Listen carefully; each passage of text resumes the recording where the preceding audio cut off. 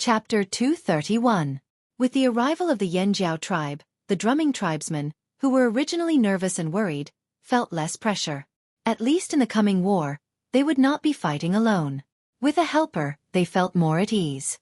After the two chiefs finished talking, they began to build houses in a place with fewer ponds. After all, not everyone liked to live on ponds. Fan Mu had considered this point, and after discussing it with Ao, they decided to divide the area. That place was slightly away from the drumming tribe's dwelling area. Usually, besides the patrolling team, no one would go there, so Ao took a fancy to it. Even if the two tribes cooperated, they would still be on guard against each other. They were not so familiar with each other that they would not guard against each other. Moreover, that place was closer to the tributary where they docked their ships. Not only could it solve the housing problem, but it could also maintain a satisfactory distance. Naturally, there were no objections. With the help of the drumming tribesmen, the construction efficiency was naturally faster. The next day, there were many more houses in that area full of weeds and trees. The houses were relatively simple, but it did not matter. The Yanjiao tribesmen did not care. They were not going to live here for long. Once the drumming tribe's affairs were settled, they would leave. The elderly, women, and children were still placed on the ships. The ships were relatively safe. If there was an invasion, the Yanjiao tribesmen would do their best to prevent the invaders from boarding. Xiao Xian was taking care of the trees and bushes around the newly built temporary residence, and setting up some warning traps. Hearing someone call his name, he looked up. After 2 years, Chen Jia had obviously grown a lot taller, but there was a scar on his face, like a knife wound. What happened? Xiao Xian pointed at the scar on Chen Jia's face. This. Chen Jia laughed, very proud. It was left from last year's Water Moon Festival. The drumming tribe had a lot of trouble every year during the Water Moon Festival. Last year, Chen Jia participated in the defense battle and was slightly injured. The scar on his face was left at that time. While laughing, Chen Jia became depressed again. This year, my father did not let me participate in the battle. I had to secretly sharpen my knife. Because of the news, the people of the drumming tribe sounded the highest alarm. Unless it was absolutely necessary, they naturally wouldn't allow these young children to join. If anything happened to the warriors who participated in the battle, these young people who were still in their growth period would be the tribe's future hope. Seeing Xiao Xian, Chen Jia was very happy. He told Xiao Xian everything that had happened in the past 2 years, especially his heroic battle last year. Young warriors were always happy to share their glorious achievements with others. After he finished speaking, Chen Jia looked around. Seeing that no one was paying attention to them, he asked in a low voice, Xiao Xian, do the people in your tribe usually dress like this? Chen Jia gestured to his head, neck, and body. No, I only dress up like this on important days, Xiao Xian said. Did that mean that the Yanjiao tribe still valued their own tribe? Chen Jia was very happy. He decided to go back and tell everyone about this discovery. That's right, Xiao Xian. Where's your animal skin coat? Chen Jia looked inside the house. Previously, when he saw the Yanjiao tribe people, his gaze never left the Yanjiao tribe people's bodies. Those unknown animal skins and all kinds of ornaments, as well as those big teeth, made his eyes stare straight.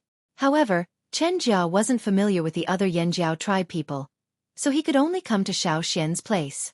He wanted to see the Yanjiao tribe's clothing, so he could go back and brag to others. I only brought one piece. It's in the wooden box inside. The rest are on the boat. Xiao Xian pointed to the wooden box in the corner. This was something that old Ku had asked Caesar to send over early in the morning. There were 2 boxes. One contained daily necessities and clothes, and the other contained the enlarged thorn black wind clothing. Old Ku was worried that Xiao Xian wouldn't have anything to show off. Can I take a look? Chen Jia asked expectantly. Sure. Chen Jia happily ran to the front of the wooden box and opened it. Oh, Chen Jia touched the clothes that were covered with spikes. Other than crocodiles, they had only seen a few wild beasts. They had never seen a beast with so many long thorns. While Chen Jia was looking at the thorn-black wind clothing with shining eyes, Xiao Xian also casually asked about the upcoming war. Don't underestimate this group of rebellious children. The things that they know may not be less than the adults. Chen Jia and the other children have a very close relationship with each other. Other than the drumming tribe, there's also the drumming tribe. It's also a very dangerous tribe. Chen Jia said. Drumming tribe. Yes, a friend of mine overheard it. It's just that the drumming tribe is close to the central region and rarely comes here. This time, they will probably come, but I'm not sure. Chen Jia told Xiao Xian all the information he had gathered. As Xiao Xian listened, he changed the direction of the thin silk thread in his hand. He thought to himself, it seems that this time, there will be many people coming here to snatch the water moonstones. Moreover, they are all fierce characters. Maybe there will be people from the central region involved. No wonder the people of the drumming tribe were so desperate. The Yanjiao tribe. I have to be more cautious. At night, Xiao Xian shared a room with 8 warriors. Among them were Xueqi and Tuo. They were all people he knew. As the night deepened, there were no fires in the drumming tribe. The Yanjiao tribe also went to bed early. There were no fires around, only the moonlight sprinkling down. In the middle of the night, Xueqi woke up because he wanted to pee. He got up in a daze and went outside to relieve himself. Not long after Xueqi went out, an undetectable buzzing sound was heard. Xiao Xian suddenly opened his eyes and carefully identified the direction of the silk thread. Xiao Xian took out his leather whistle and blew it a few times. It sounded like the sound of insects in the night. Xueqi, who was walking in a daze from his room into the forest, suddenly stopped. He yawned and continued to walk forward. However, after stretching his body, he put his hand on the hilt of the knife at his waist. It was a habit of hunting. When outside, no matter where, no matter what, the knife would never leave his body. It was the first time he came to such a strange tribe, so he had to be more careful. Except for the first day when everyone dressed up, they changed back to their original clothes on the second day, which made it easier to work. At this time, most of the people of the Yanjiao tribe were wearing sleeveless animal skin clothes. On Keek's exposed strong arms, the muscles were like hard stones, and the meridians on his arms were pulsing. His strong body looked like a solid wall. At first glance, he really did look like someone from the drumming tribe. Xueqi walked into the depths of the forest step by step. While walking, Xueqi suddenly adjusted the totem power in his body to the limit. The momentum around his body rose instantly, and the flame-like lines appeared clearly on his exposed arms. He stomped his feet on the ground, splashing mud and grass. Keek's figure shot out like a bullet, rushing in one direction. Was he discovered? The man in the grass didn't know how he was discovered so quickly, even though he was good at hiding. When did the people of the drumming tribe become so sharp? The man hiding in the grass didn't expect that the sleepy guy would suddenly attack. Moreover, the guy was running straight towards him. He was so fast that he didn't have much time to react. This kind of attack was similar to the people of the drumming tribe, who broke out in an instant and closely followed the prey. The person in the grass also reacted quickly. He hurriedly stepped back a few meters. His movement was not as fierce as Keek's, but it was also very fast. His figure flashed from left to right, and the next moment, he suddenly rushed to another direction like lightning. His whole person was like a ghost in the night, drifting unpredictably. He thought that after dodging the first explosion, he would be able to get rid of the opponent's tight chase. But soon, he found that it was useless. The wall-like figure kept chasing him, and became more and more flexible. His speed was no slower than his. How could it be? The man who was dodging was horrified. Didn't they say that when facing the people of the drumming tribe, as long as he dodged the first explosion, he would be able to get rid of them? But what was going on now? The two sides were getting closer and closer. The stone knife flashed with the night wind, mixed with the cold killing intent. The man only felt a gust of wind. His sensitive nose was full of fierce blood smell. It didn't smell like human blood, but more like something more dangerous. The man's eyes flashed with despair. His whole body was cold, and his legs seemed to be frozen. His movements were slow for a moment. He could hear the sound of his heart beating like a thunder drum. In the sparse woods, under the moonlight, Keek's face also became clear. Seeing Keek's face, the man's pupils shrank. No. This was not the people of the drumming tribe. Who the hell was this?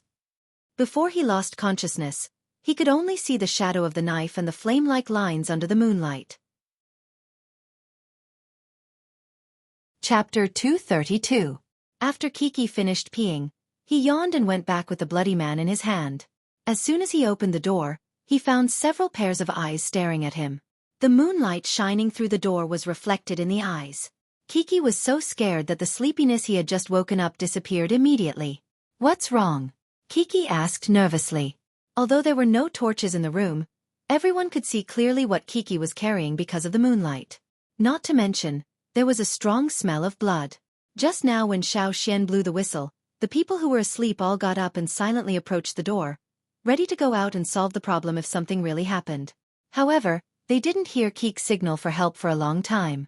Now it seemed that this guy had solved the problem. "What's that in your hand?" Tuo asked. He was worried that Xueqi would kill the patrolling warriors of the drumming tribe. It was rare for them to meet a foreign tribe, and they had a cooperative relationship. It would be bad if Xueqi made trouble at this time. "Oh, this I don't know who it is." Xueqi scratched his head and put the man down.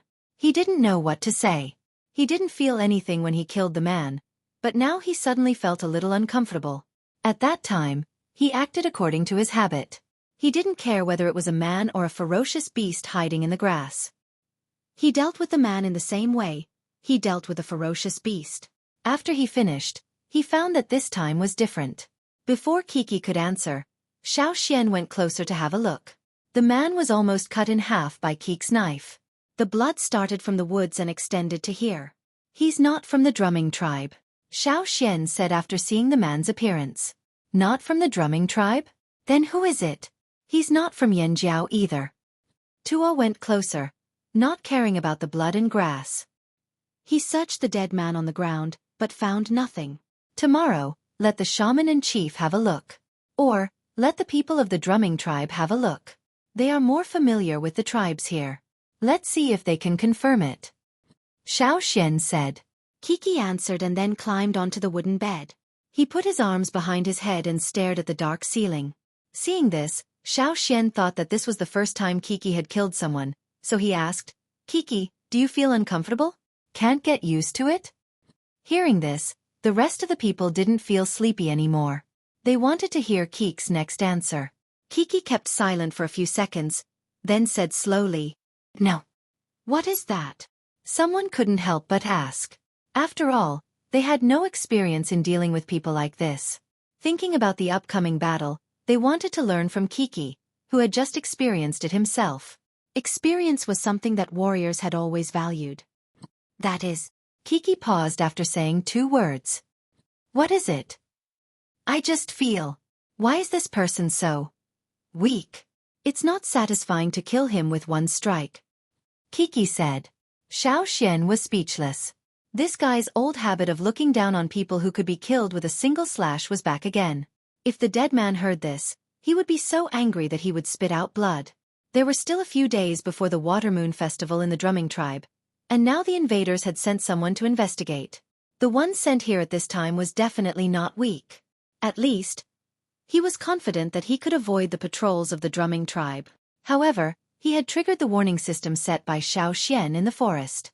At the same time, Xueqi, as a member of the advance group, had always gone all out when he met an enemy. He couldn't afford to be careless or slow down. This was the main reason why he killed the man with one slash. After chatting for a while, the warriors were too tired and fell asleep. Xueqi also threw the man who was almost cut in half at the door. The next day, when the people of the drumming tribe came, they were shocked when they saw the scene at the door. They thought it was a civil war among the Yanjiao tribes. After hearing Xueqi's words, they became serious. To be on the safe side, they took the dead man with them and went to the chief of the drumming tribe with Xueqi and Xueqi. Ao also went to check the situation.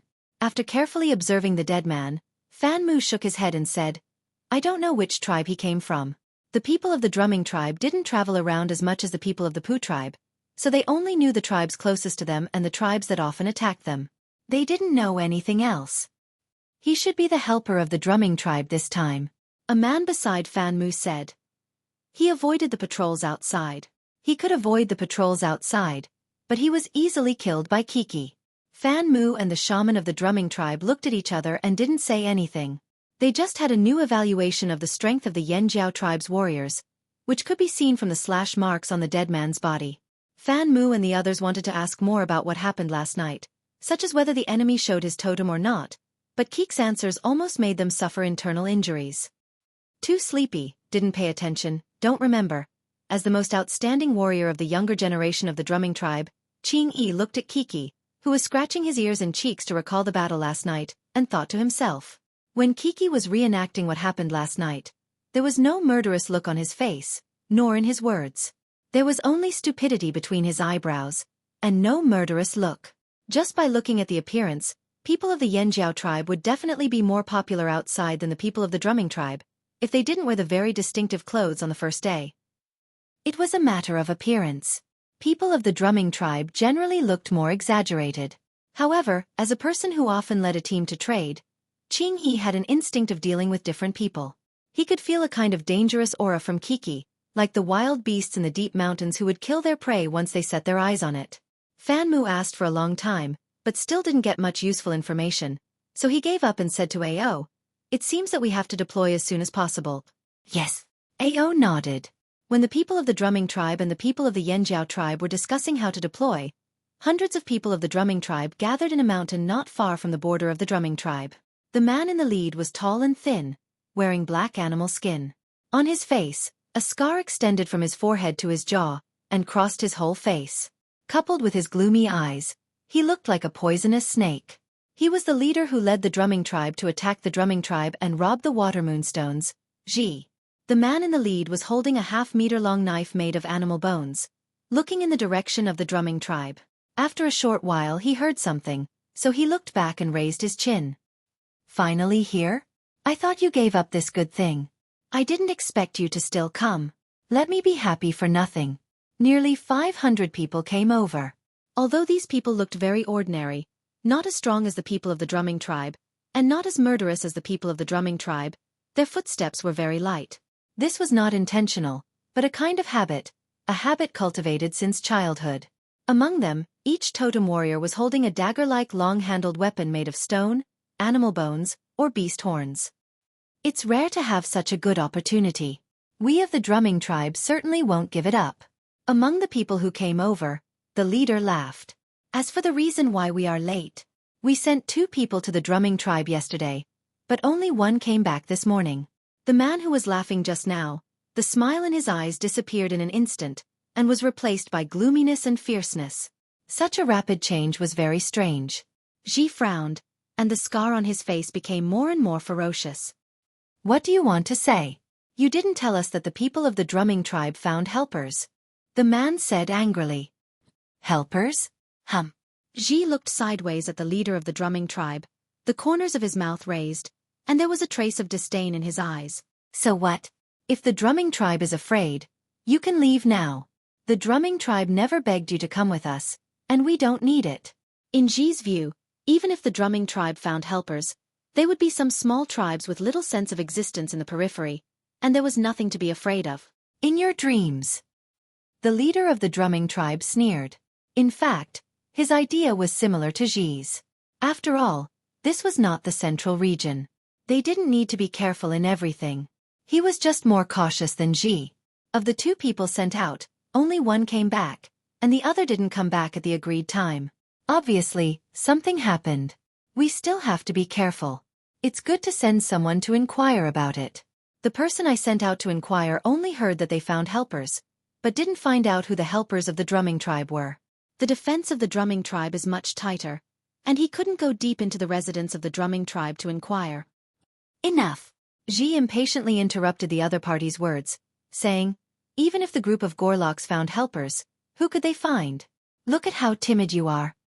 The people of the drumming tribe thought, "Do you think everyone is as greedy and crazy as the people of the drumming tribe?" The people of the drumming tribe were just greedy, but they were also afraid of death. If they lost their lives, why would they want precious things? Ji looked at the people of the drumming tribe sarcastically, and then glanced at other places on the mountain. On this mountain and the surrounding mountains, there were many people who wanted to play the game of mantis stalking the cicada, unaware of the oriole behind. Some people wanted to sneak into the drumming tribe when the battle was chaotic. Ji didn't intend to pay attention to these people. When they got all the things in their hands, they would deal with these weak and poor creatures. Ji took out a wooden whistle and blew it. Whoosh! A figure flew over the woods behind him and hovered in the sky twice, as if showing its heroic appearance to the people below. A kite trained by the feather tribe. The leader of the drumming tribe was surprised. Xi raised an arm and proudly looked at the bird in the sky flying down and standing on his shoulder. This was a raptor nearly 1 meter high with sharp eyes. When it spread its wings, it looked bigger and more powerful. The bird's claws were so strong that the animal skin coat on Xi's arm was torn by the bird's claws, but Xi didn't care. This was the crown kite that Xi exchanged a lot of things from the feather tribe to inquire about the situation. It looked similar to other kites, except that it had a few fan-shaped feathers on its head, like the crown on a rooster's head. That was why it was called a crown kite. It was a popular bird among the birds domesticated by the feather tribe for trading. Chapter 233. This kind of bird in the feather tribe was usually exchanged by other tribes to help them find people or inquire about some simple information. It could also be used as an early warning. However, to exchange for this kind of bird, a lot of food was needed. If you used shell coins, you would need several bunches to exchange for one bird. And this kind of crowned kite needed more things. It was expensive but very popular, especially in the central region. Maybe the failure made the drumming tribe a little worried, so this time they didn't hesitate to exchange for a crown kite at a high price. The crown kite was good at inquiring about the situation. It was this crown kite that told Xi about the other people hiding in the surrounding forest. In addition, the crown kite was more powerful than the common kites. When the crown kite was there, many birds in the forest would avoid it. Even if they didn't, they wouldn't collide with it easily. Xi showed the crown kite standing on his arm to the drumming tribe people, and then said slowly, "It's up to us to inquire about the situation over there." The people of the drumming tribe agreed with Xi's action very much, thinking that this man was not so crazy as to be brainless. But he must have spent a lot of things to exchange for such a bird from the feather tribe. If it were their drumming tribe, they wouldn't exchange too many things for a bird. Xi said something to the crown kite and raised his arm. "Go!" The crown kite flew up and screamed, as if it was asking other birds around to make way for it. Looking at the figure flying to the drumming tribe in the sky, Xi's smile became bigger and bigger. It won't take long for it to come back and tell us about the situation in the drumming tribe. Unfortunately, as soon as Xi finished his words and the smile on his face didn't disappear, he saw the crown kite that flew into the territory of the drumming tribe hurriedly fly back here, flapping its wings hard, as if something was chasing it. If it was a beast running on the ground, it could really be described as pissing in its pants. The drumming tribe people looked at the crown kite flying back in the sky, and turned to look at Xi, who was standing there with a stiff smile on his face. Was this what he meant by "it won't take long to know"? Wasn't it too fast? Anyone who saw such a situation would be suspicious. It was not the right way to inquire. Obviously, there was something wrong. Suppressing the anger in his heart, Xi took out the wooden whistle and blew it, trying hard not to crush it. After hearing the whistle, the flying crown kite stopped flapping its wings for a while, but it didn't mean to stop. It glided directly over their heads and disappeared in the blink of an eye. No matter how Xi whistled or called, the eagle didn't come out. Ha ha ha! The leader of the drumming tribe laughed out loud. He was happy to see the drumming tribe make a fool of themselves. After spending so many things, this was all he got in return. Pah! Xi was so angry that he crushed the wooden whistle. There's no need to investigate anymore. When the time comes, just charge. This time, he brought 200 more people than the last time he attacked the drumming tribe. They were all intermediate totem warriors and 2 more senior totem warriors. There were still some people at the foot of the mountain. Together with the people of the drumming tribe, there were nearly 2,000 people. It would definitely be easier than last time. They would definitely be able to snatch the water moonstone successfully. The total number of the drumming tribe was large, but there were not many people who were a real threat. Originally, the tribe had planned to send another 1,000 people, but Xi refused. The more people there were, the less credit he could get. After all, some of the things he brought back were trophies that could be kept by himself. They just wanted to snatch things, not to fight for territory. If the 2 tribes were to fight, it would be more than just these people. It was better to destroy the drumming tribe directly. No, if he destroyed the drumming tribe, where would he get the water moonstone? Xi suppressed the idea in his heart. On the side of the drumming tribe, 2 more people were sent to the drumming tribe to inquire. This time, they didn't go deep, but they came back. They also found out that the reinforcements of the drumming tribe were called Yanjiao tribe. But that was all. How about it? I'll tell you.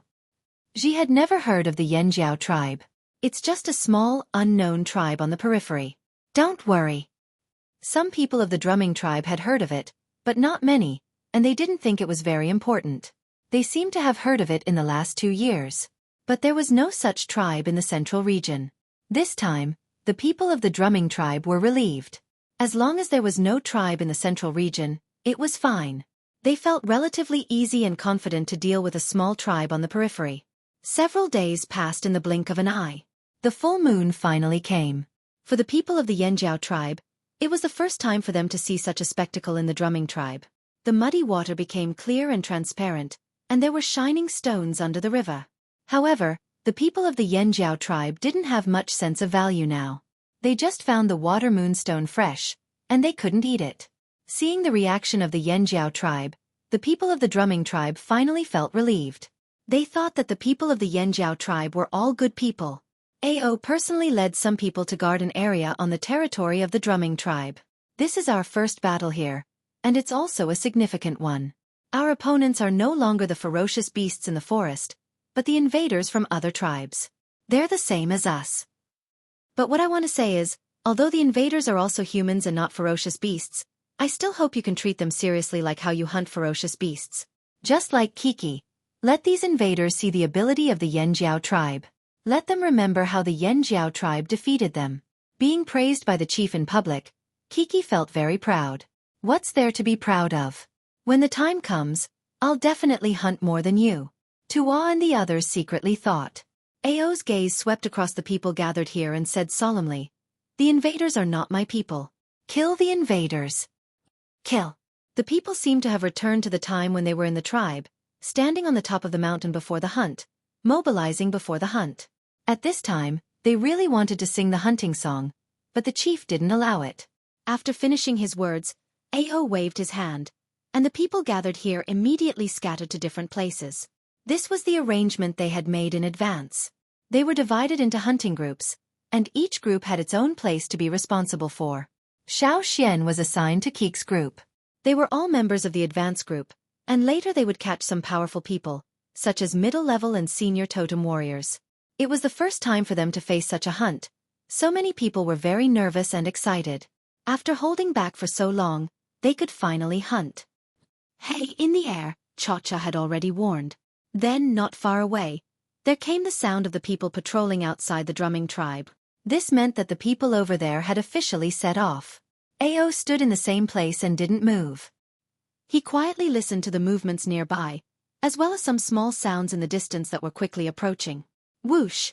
An arrow from the other side of the forest was shot towards Ao, who was standing there, straight to his face. This arrow was carefully made, and the arrowhead was also polished with the best stone material, which could easily penetrate a tree trunk. The archer's archery was also very good. The arrow passed through the forest, but didn't touch a branch or a leaf. Instead, it caught a little gap that was difficult to find in the forest. However, when this fierce arrow was half an arm away from Ao, it was firmly caught and then thrown back.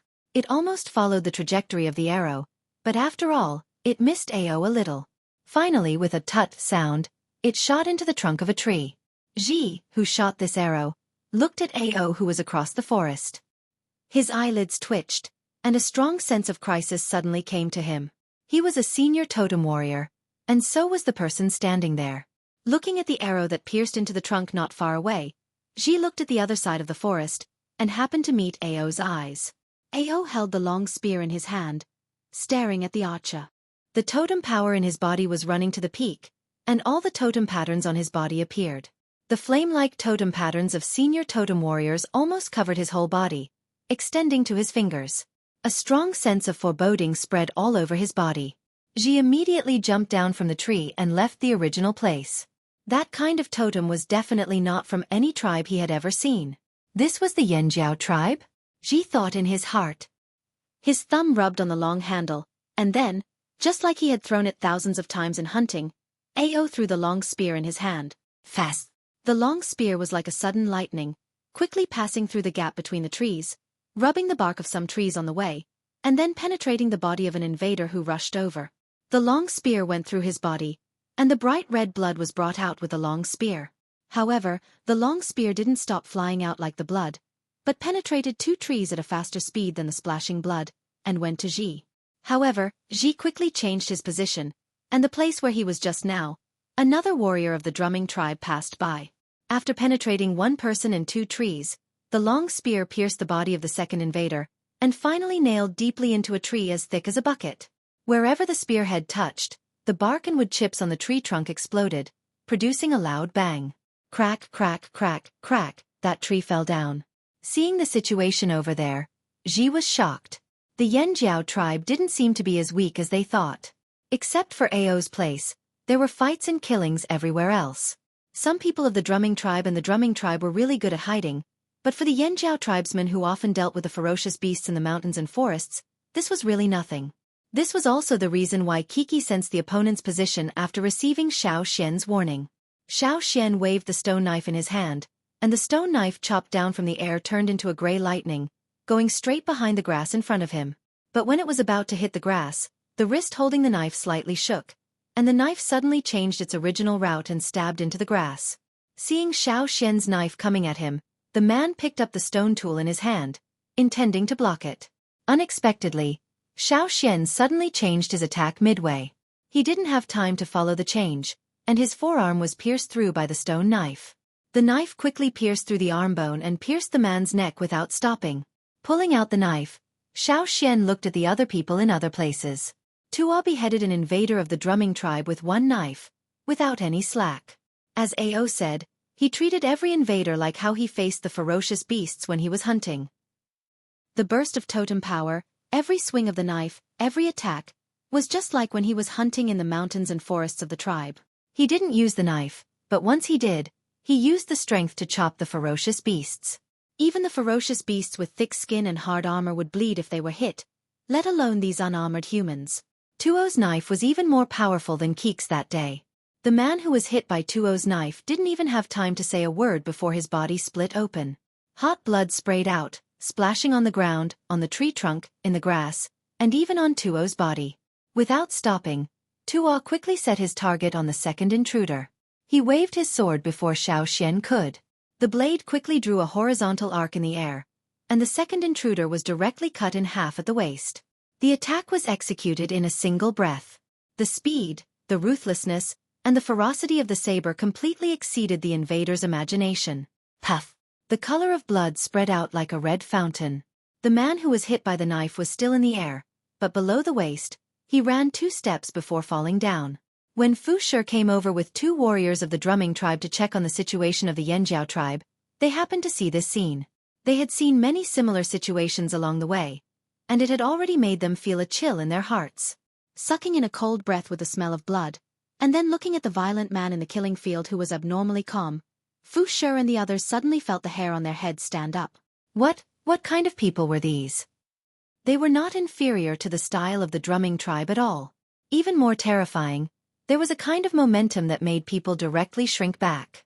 The people of the drumming tribe also violently tore people apart, but when they saw the way the Yanjiao tribe acted, they couldn't help but suck in a cold breath.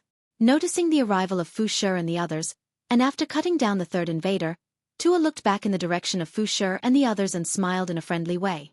However, because he was on the battlefield, his eyes flashed with a little bit of cold light. Taking a deep breath, and then another, Fu Shi and the others felt like they were poured with the coldest ice in winter, and their bodies were about to explode from the cold. The drumming tribe was bloodthirsty? Yes. The drumming tribe was more bloodthirsty? Of course it was. Then what about the Yanjiao tribe? The people of the drumming tribe couldn't help but ask this question in their hearts. This was no longer a question of whether they were bloodthirsty or not. This was more like another level of killing. Looking at the stunned reactions of Fu Shi and the others, Xiao Xian actually felt very emotional. Before, he had thought that the people of the Yanjiao tribe would be merciful because it was the first time they faced a fellow human invader, and that would cause some psychological and physiological reactions. However, Xiao Xian admitted that he was still too naive. From Xueqi's time, Xiao Xian knew that when facing the same kind, the so-called psychological and physiological reactions were almost non-existent. Here, there was only the tribe, their own people, and the enemy. This was probably deeply engraved in their blood since birth. Of course, this also included Xiao Xian's current body. These people of the Flaming Horns tribe were like humanoid weapons that had been locked up for a long time. In the past, they were only confined in unknown places to practice. But now, These humanoid weapons were finally released. Chapter 234. Whether it was Tuo or the other members of the Yanjiao tribe, they all exuded a murderous aura that couldn't be ignored. It was so thick that it made people tremble. This was a group of hunters who wandered outside and were gradually forgotten by the world. They were a group of killing gods. They seemed to have walked out of a sea of blood, their violent and tyrannical aura making people breathless. However, these people were very restrained. As long as they wanted, they could hide all their murderous aura in the next moment. These people were like human-shaped weapons that had suddenly been thrown into this area, and they caused numerous bloody and murderous intents. Seeing Xiao Xian and Tuo looking at him doubtfully, Fu Shi came back to his senses and swallowed his saliva. He said, "The chief asked me to come over and see if you need help here." Towards the end, Fu Shi didn't have enough confidence and was embarrassed to continue. "Do you still need help? Don't you see that the situation here is almost one-sided?" Cough. "You don't seem to need it," Fu Shi said embarrassedly. "Don't worry here. Fu Shi, you can take care of the people in the tribe who are harvesting the water moonstones. There should be people who have hidden very well who have broken through. Even if the Yanjiao tribe was in charge of this area, there would be people who broke through the defense line in other places. Just like before, there might even be other people who interfered. The drumming tribe was also not peaceful. Well, since you're fine here, we'll leave first." After saying that, Fu Shi took his people and ran away. As he ran away, Fu Shi thought to himself, "I told you not to worry about the Yanjiao tribe people. Before, when I saw Xiao Xian's strength, I knew that the people in this tribe should be relatively strong." The chief was worried for nothing. These people of the Flaming Horns tribe were not weak. On the contrary, they were much stronger than they had imagined. If they were to fight against such a tribe, Fu Shi shuddered. However, with such a tribe as a helper, the drumming tribe was indeed much more relaxed this time. After Fu Shi left, Tuo shook off the blood on his knife. His body was also stained with a lot of blood, but he didn't bother to wipe it off. He went to the other side with Xiao Xian. No one had come here for the time being. It was a waste of time to just stand there. They needed to take the initiative to search. In the drumming tribe, there were many places with tall grass and dense shrubs. Many invaders who were good at hiding liked to wait in such places and wait for an opportunity. Xiao Xian walked into a bush that was taller than him and used his stone knife to push aside the weeds in front of him. He was vigilant of his surroundings. As long as there was the slightest movement, he would immediately slash with his knife. This was because most of the movements were caused by the hidden intruders. As he walked, 2 more people jumped out from the bushes. Xiao Xian was about to start, but Tuo stopped him, indicating that he should do it. Tuo was just about to use his saber when he saw a person rush out from the side. "I'll do it! I'll do it!" Xueqi rushed over before Tuo could do anything. The stone knife in his hand chopped at the intruder in the front. 1 slash, 2 slashes, 3 slashes. The dense grass that was filled with the smell of grass was suddenly filled with a thick smell of blood. The invader who had been alive and kicking just a moment ago was now lying on the ground silently. In this place, except for their own people, all living creatures with attacking power were regarded as enemies. At this moment, in their eyes, these intruders were the same as all kinds of prey they had encountered when they were hunting in the forest.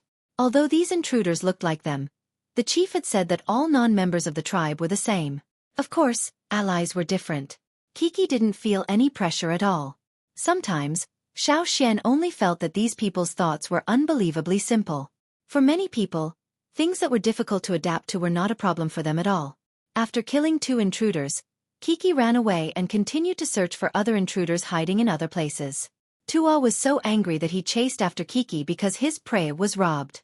He also wanted to rob Xueqi's prey.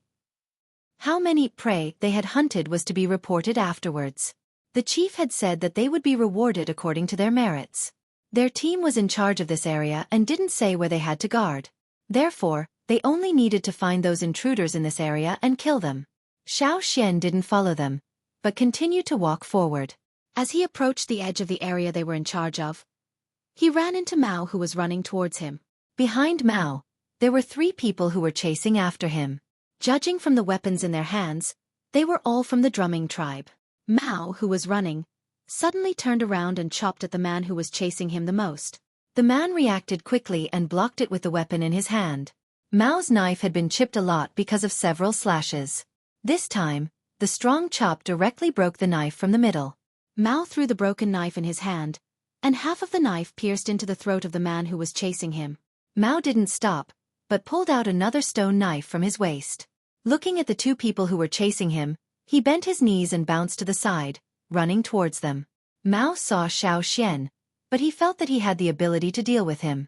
What he was doing now was to tell Xueqi not to interfere, and he would deal with it himself. Otherwise, if he felt that he couldn't handle it, he would run towards Xueqi instead of away. Xueqi wasn't worried. With Mao's current strength as an intermediate totem warrior, it would be difficult for him to fight against 3 people by himself. After all, they were also intermediate totem warriors. The Yanjiao tribesmen didn't seem to be easy to deal with. Instead, they ran away. It was just like encountering a fierce beast when hunting. If they couldn't beat it, they would run away. After running away, they would look for a chance to stab back, or even give a fatal blow. There was no doubt that the warriors of the Yanjiao tribe were calmer than the people of the drumming tribe. Their calmness made the people of the drumming tribe feel scared. When the people of the drumming tribe encountered similar situations, most of them would say, "I'm not afraid of you. Fight." This was because their eyes were red from killing, and their emotions were out of control. And the people of the Flaming Horns tribe, just like Mao, ran away first. When the pursuers thought that he was going to escape to a safer place or look for his companions, they found that he turned around and slashed his blade, killing the pursuers one by one. They could always find the best chance to attack when others thought they were crazy and lost their minds. However, the people of the drumming tribe, and the drumming tribe didn't know that when the people of the Yanjiao tribe were hunting in the forest, the more dangerous the situation was, the more frequently they would use their killing moves. If the people of the Yanjiao tribe didn't have a calm mind at that time, they would have died long ago. They didn't expect to be smart or flexible. They only needed to keep calm in the short time when the situation was critical. In this way, even if they couldn't kill, they could choose to escape unscathed. As Xueqi expected, Mao killed the pursuers very calmly. One strike, another strike, another strike. After that, there were several more wounds on Mao's body. But he didn't care. After applying some medicine, he ran to where his grandfather was. On Ao's side.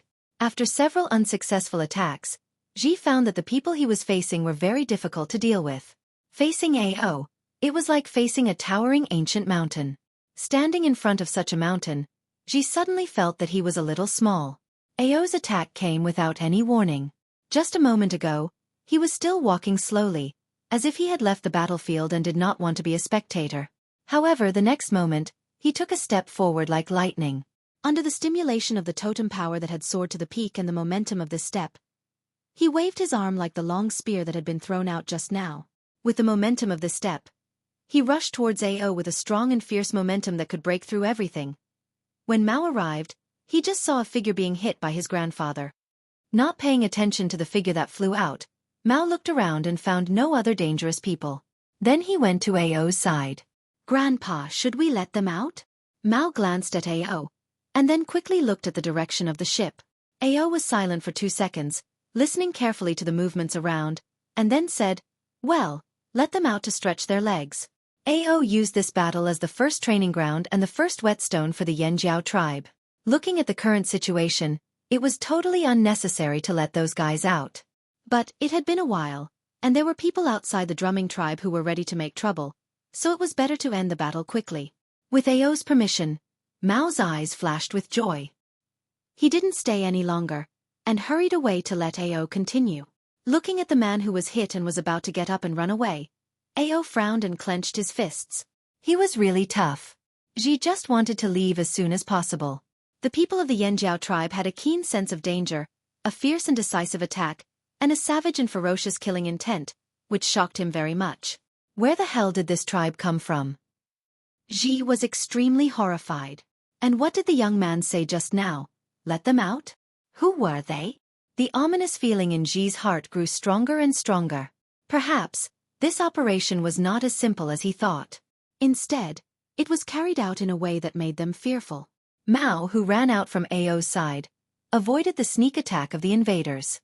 At this moment, he didn't want to fight, but picked up the leather whistle and blew it with a specific rhythm. More, Yang Guang and his sister, and Lei, who were participating in the defense battle everywhere, had excitement in their eyes. Ignoring the wounds on their bodies, they avoided the blades of the invaders and ran away. While running, they blew their own leather whistles. For a moment, there were all kinds of whistles in several places where the Yanjiao tribe was responsible for defense. The sound of the leather whistle made by each person was slightly different from that of the wooden whistle, but the sound of each tamer's whistle was well known by those ferocious beasts with engravings. Several ferocious beasts, who were ordered to stay around the fleet, were pawing the ground and kicking their hooves out of boredom. Hearing the whistles, they sped up and ran towards their tamers. Chapter 235. Hearing Mao's whistle, Xueqi knew that Ao had decided to let those guys out. However, Caesar was not among them. Xueqi did not ask Caesar to come over. He asked Caesar to stay on the ship to protect Old Ku and the others. They also needed to be on guard. After all, the elderly, the children, and the women who had not awakened their totemic powers were all there, not to mention the shaman and the fire seed. After Mao blew the whistle, he was targeted by 2 more intruders. But this time, Mao did not kill them immediately. Instead, he led the tube tails in circles. After a few circles, there were 3 tails. Suddenly, Mao stopped and stood there, looking back at the 3 tails who were chasing him. Because of Mao's sudden stop, the 3 people who were chasing him also stopped 10 steps away from him. The 3 of them targeted Mao because he was young.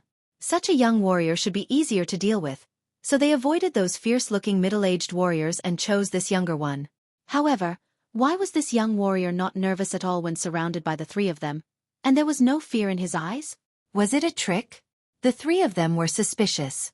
Then they sneered in their hearts. What could such a young warrior do? Just when the 3 of them were about to rush over, they suddenly heard a sound and the ground was shaking. Dong, dong, dong.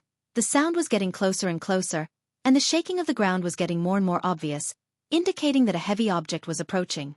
What on earth was it? The 3 of them turned around and saw a tall figure running towards them from afar. The figure barged through the obstacles in front of him in a barbaric manner. Because of the speed of his running, the fats on his body were jiggling. Such a fast running speed was totally incompatible with the fat on his body. It was like a chariot rushing over at high speed. What was that? The 3 of them were frightened. A wild boar without hair? No matter what it was not easy to deal with. Spread out. The 3 of them scattered in 3 directions. However, they underestimated the speed of Xia's change of direction. Bang, bang, bang. 3 consecutive collisions. Because of the sudden change of direction, the grass and soil were kicked up and splashed everywhere. When the grass and soil fell down, the 3 people who were planning to deal with Mao just now were nowhere to be seen. Only some splashed blood on the ground remained. After sending the 3 invaders flying, Xia was very excited. From the moment they left the tribe until just now, their hands and feet were tied. They were either locked on the ship or ordered to stay near the fleet. They were not allowed to run around at all. When they heard that there was a battle going on in the tribe, their hoofs were itching and their claws were even more itchy. Looking at Xia, who was jumping happily, Mao grinned and jumped on Xia's back, waving his saber in high spirits. Let's go. Go and take the credit.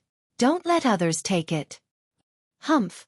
Xia made a sound, which was a response to Mao's words. In another place, a warrior with a stone saber in his hand was running. He was a member of the drumming tribe. His original weapon was broken, and the stone saber he was holding now was actually picked up from a warrior of the drumming tribe who had been cut down by him. His injuries were quite serious. His waist and abdomen had been pierced by a sharp knife. Blood dripped down as he ran. The wound did not stop bleeding. From where he was injured to where he was now, there were bloodstains everywhere he went. He knew that he would not be able to get out alive this time, but he did not want to stay here peacefully. If he could kill a few more people, if he could get a few more water moonstones, it would be good to die with them. The more he thought about it, the more vicious his eyes became. They were filled with determination and madness. Killing one more would be good, but who should he kill? As he ran, he searched the surrounding bushes and grass, trying to find the one who had stabbed him. A chill suddenly rose from his spine. His movement slowed down, and his feet kicked a raised piece of soil. He staggered and fell down. When he was about to get up, he glanced at a figure coming over. That warrior looked very young. The blood and pain of the wound stimulated his brain, and his mouth raised a cruel smile. Just right, He liked to kill these young warriors in the tribe. However, before he got up, he found that the young warrior stopped not far away, and no longer approached. He just stood there, as if he was waiting to see something. What was he looking at? Rustle, rustle, there were footsteps approaching. It was very close, almost next to him. Before that, he did not hear any movement at all. Under the moonlight, a shadow was cast on the ground. The approaching black shadow almost covered his whole body. Crisis, an extreme sense of crisis, dispelled the crazy thoughts in his mind. He felt that all the hair on his body stood up, and his teeth were uncontrollably clenched. He turned his neck stiffly and looked behind him. A big hairy claw appeared in his vision. Warm blood with a smell of blood sprayed above his head. He looked up little by little, and finally, he saw the owner of the shadow. Cave lion? Why was there a cave lion here? A beast? No, it was not. A beast would not have such a strong power. This was a ferocious beast. Without waiting for him to think more, the sharp fangs in the bloody mouth bit him. He had no power to resist. In the forest under the moonlight, a shrill scream rang out, startling the invaders who were hiding in other places and causing them to tremble. This was not a scream of being cut by a knife. What on earth had happened to it? Similar things happened everywhere in the area of the drumming tribe. At this moment, not long after those engraved beasts left, at the place where the Yanjiao tribe's fleet stopped, a figure quickly rushed out of the woods, like a ghost, almost without any sound. The beasts around the fleet had run away, so at this moment, there were no ferocious beasts guarding the bank of the tributary where the fleet stopped. This invasion was much more difficult than before. As one of the best at hiding in the drumming tribe, he was one of the few who could smoothly break through the defense line. Originally, he wanted to go directly to the water moon channel of the drumming tribe to grab the water moon stones. However, after seeing the ships on this tributary, he came over. Looking at the big ships in front of him, the man was surprised and doubtful. Were these really not from the longboat tribe? Why were these ships so big? Except for the longboat tribe and those tribes who spent a lot of things to exchange for ships with the longboat tribe. Who else could build these ships? After careful observation, he found that the trees used to build ships should be huge, so big that he had never seen them before. Even the chief of the drumming tribe should not have seen such a big tree, right? So, where did the people who owned these ships come from? However, this question did not stay in his mind for long. He thought that since there were such big ships, there must be more good things in them. Maybe there were fire crystals? A look of greed flashed across his face. Because there were warriors staring at him, he decided to go through the water. At this time, the crocodiles of the drumming tribe had left. In his impression, the water was safe at this time. In order to invade the drumming tribe, the people of the drumming tribe had trained themselves well in the water, so it was not difficult for him to go through the water. He went into the water from another place, intending to get close to the biggest ship. In the biggest ship there must be the most valuable things. Quietly entering the water, he swam towards the fleet from under the water. But as he swam, he found that the water around him was moving. It was not caused by him. What was it?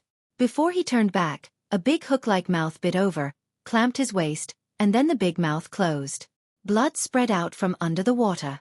The warriors standing on the ship looked at the dark liquid coming out of the water, as well as the swaying water waves, and moved their eyes to other places expressionlessly, looking for any possible intruders. As for the water, it was better to leave it to the turtle. At the water moon channel, the children of the drumming tribe were seizing the time to get the water moon stones, while the adults looked at them with tense nerves, in case someone suddenly appeared to rob them. But the strange thing was, until now, they had not seen a single intruder. Just now they heard a scream from not far away, but other than that, they only heard the sound and did not see anyone. In the forest, the battle was still going on. Roar! A beast roar came from the forest. Before the others could think about what it was, another beast roar came. It was different from the previous one, and they could hear that it was made by two different beasts. Two beasts. The hidden people thought. But this was not the end. Then, there was another roar, and another. The forest was trembling. Like a report, the roars came one after another, and they all belonged to different beasts. At this time, standing not far from the drumming tribe, the people who were planning to follow the drumming tribe and the drumming tribe to take advantage of the situation, stopped abruptly. The leader was a little fat. When he heard the beastly roars that penetrated the forest one after another, the fat on his face twitched continuously. His fingers that were holding the knife turned white, and the corners of his lips twitched violently due to nervousness. It was as if someone was slapping his face from the side. Before, they only heard that the drumming tribe had helpers, and did not care at all. But now they had to care. "Leader, are we still going in?" A warrior behind him asked in a trembling voice. "Something seems wrong," the leader said in a low voice. Although he did not enter the territory of the drumming tribe to see it with his own eyes, he knew that the two tribes who wanted to rob the water moonstones were in trouble. It was not that he did not think that the drumming tribe would turn the tables and resist the joint attack of the drumming tribe and the drumming tribe. He had heard of some similar unexpected things before, but this kind of thing really happened to him, and he could not calm down in a short time. "Leader, look, there is a bird over there," a warrior said to the leader. A group of people looked over. On a high tree not far away, there was a white bird resting. To be exact, it was a falcon, about the same size as Xi's crown kite. They had never seen such a white falcon, and it did not look like a wild one. "What is that? Is it the bird that the drumming tribe exchanged from the feather tribe?" Chapter 236. Many of these birds were used to scout the situation. Therefore, when these people saw this bird, the first thing they thought of was naturally the feather tribe's domesticated birds. "Did it tell the drumming tribe about our actions?" a warrior asked worriedly. They were more afraid of death than the drumming tribe. They didn't want to lose their lives before they could get anything. The leader cursed fiercely, venting the anxiety and dissatisfaction in his heart. "Give me the bow." Taking the bow from his subordinate, the leader pulled the bow into a full moon and stared at the white bird resting on the tree as if it was sleeping. His eyes were full of hatred. Whoosh! The bowstring vibrated. The arrow flew at high speed, making a sharp whistling sound due to the friction with the air. The leaves in front of the arrow were pierced and fell from the branches. Ta! The arrow was nailed into a tree branch. The tail of the arrow was still shaking. However, that was not the target he wanted to shoot. He thought the arrow would definitely hit the target, but it hit nothing. The bird that was standing there just now was gone. "Where's the bird?" The leader suddenly felt a strong sense of danger. There was something wrong with the drumming tribe. It was definitely not as simple as they thought. Could it be that the people from the central region were involved? On the surface, the tribes from the central region did not say that they would attack the drumming tribe, but who knew if they would do something secretly? Even if it wasn't the big tribes from the central region, if the other tribes from the central region attacked, they would still have to be careful. That bird, maybe it was brought by one of the central tribes? And the roar just now, maybe it was related to the people from the central region? Although he didn't know what happened in the drumming tribe, he was now sure that this was not something they could get involved in. "Retreat!" The leader threw the bow and shouted. But it was too late. A white shadow flashed by. The leader only felt a chill on his scalp. Something flew over his head. He didn't feel any pain. Only the blood that flowed out blocked his vision. "Leader! Leader!" Seeing their boss fall down with a piece of his head missing, everyone panicked and shouted as they scattered in all directions. Fear pervaded the forest, both inside and outside of the forest. The white bird shook off the blood and flesh on its claws and continued to find a tree to rest. It did not like to move at night and was chased out by Gigu to have a good night's sleep. However, it did not expect to be attacked. It was brought out of the green land by Gigu and was successfully branded by the shaman of the Yanjiao tribe. It would not attack the people of the Yanjiao tribe, but it would not treat the people of other tribes well. Just as he was about to continue resting, a figure suddenly flew across the sky. The white bird looked at the cha-cha flying above it, then retracted its gaze and continued to rest. Within the drumming tribe, this invasion was nearing its end. It was shorter than any previous invasion the drumming tribe had encountered. All the water moonstones in the water moon passage had been scooped up, and the water gradually became murky. This time, the drumming tribe's harvest was huge. They produced more water moonstones than ever before. The adults protected the children and hurried home. Different from the joy of the drumming tribe's harvest, the invaders, who were still hiding in the forest and could not sneak in or evacuate, were shrouded in the shadow of death. Ao dragged a man and walked towards the center of the drumming tribe. "Ha ha ha ha ha." Xi, who was carried by Ao, laughed so hard that his face was distorted, as if he had gone crazy. They had planned to make a lot of money this time, but unexpectedly, none of the people of the drumming tribe and the drumming tribe could leave safely this time. The Yanjiao tribe was so powerful. Why had they never heard of it? Xi was puzzled. If he had only seen the battle of the Yanjiao tribe once, he would not have refused the decision to send 1,000 more people to the tribe. Unfortunately, this Yanjiao seemed to appear out of nowhere and gave the invaders a painful and unforgettable lesson with extremely fierce means. Xi had lost his ability to move now. He knew clearly what would happen if he was caught. The people of the drumming tribe hated him to the core. He controlled the totem power in his body, concentrated it in his heart, and then attacked. Puff!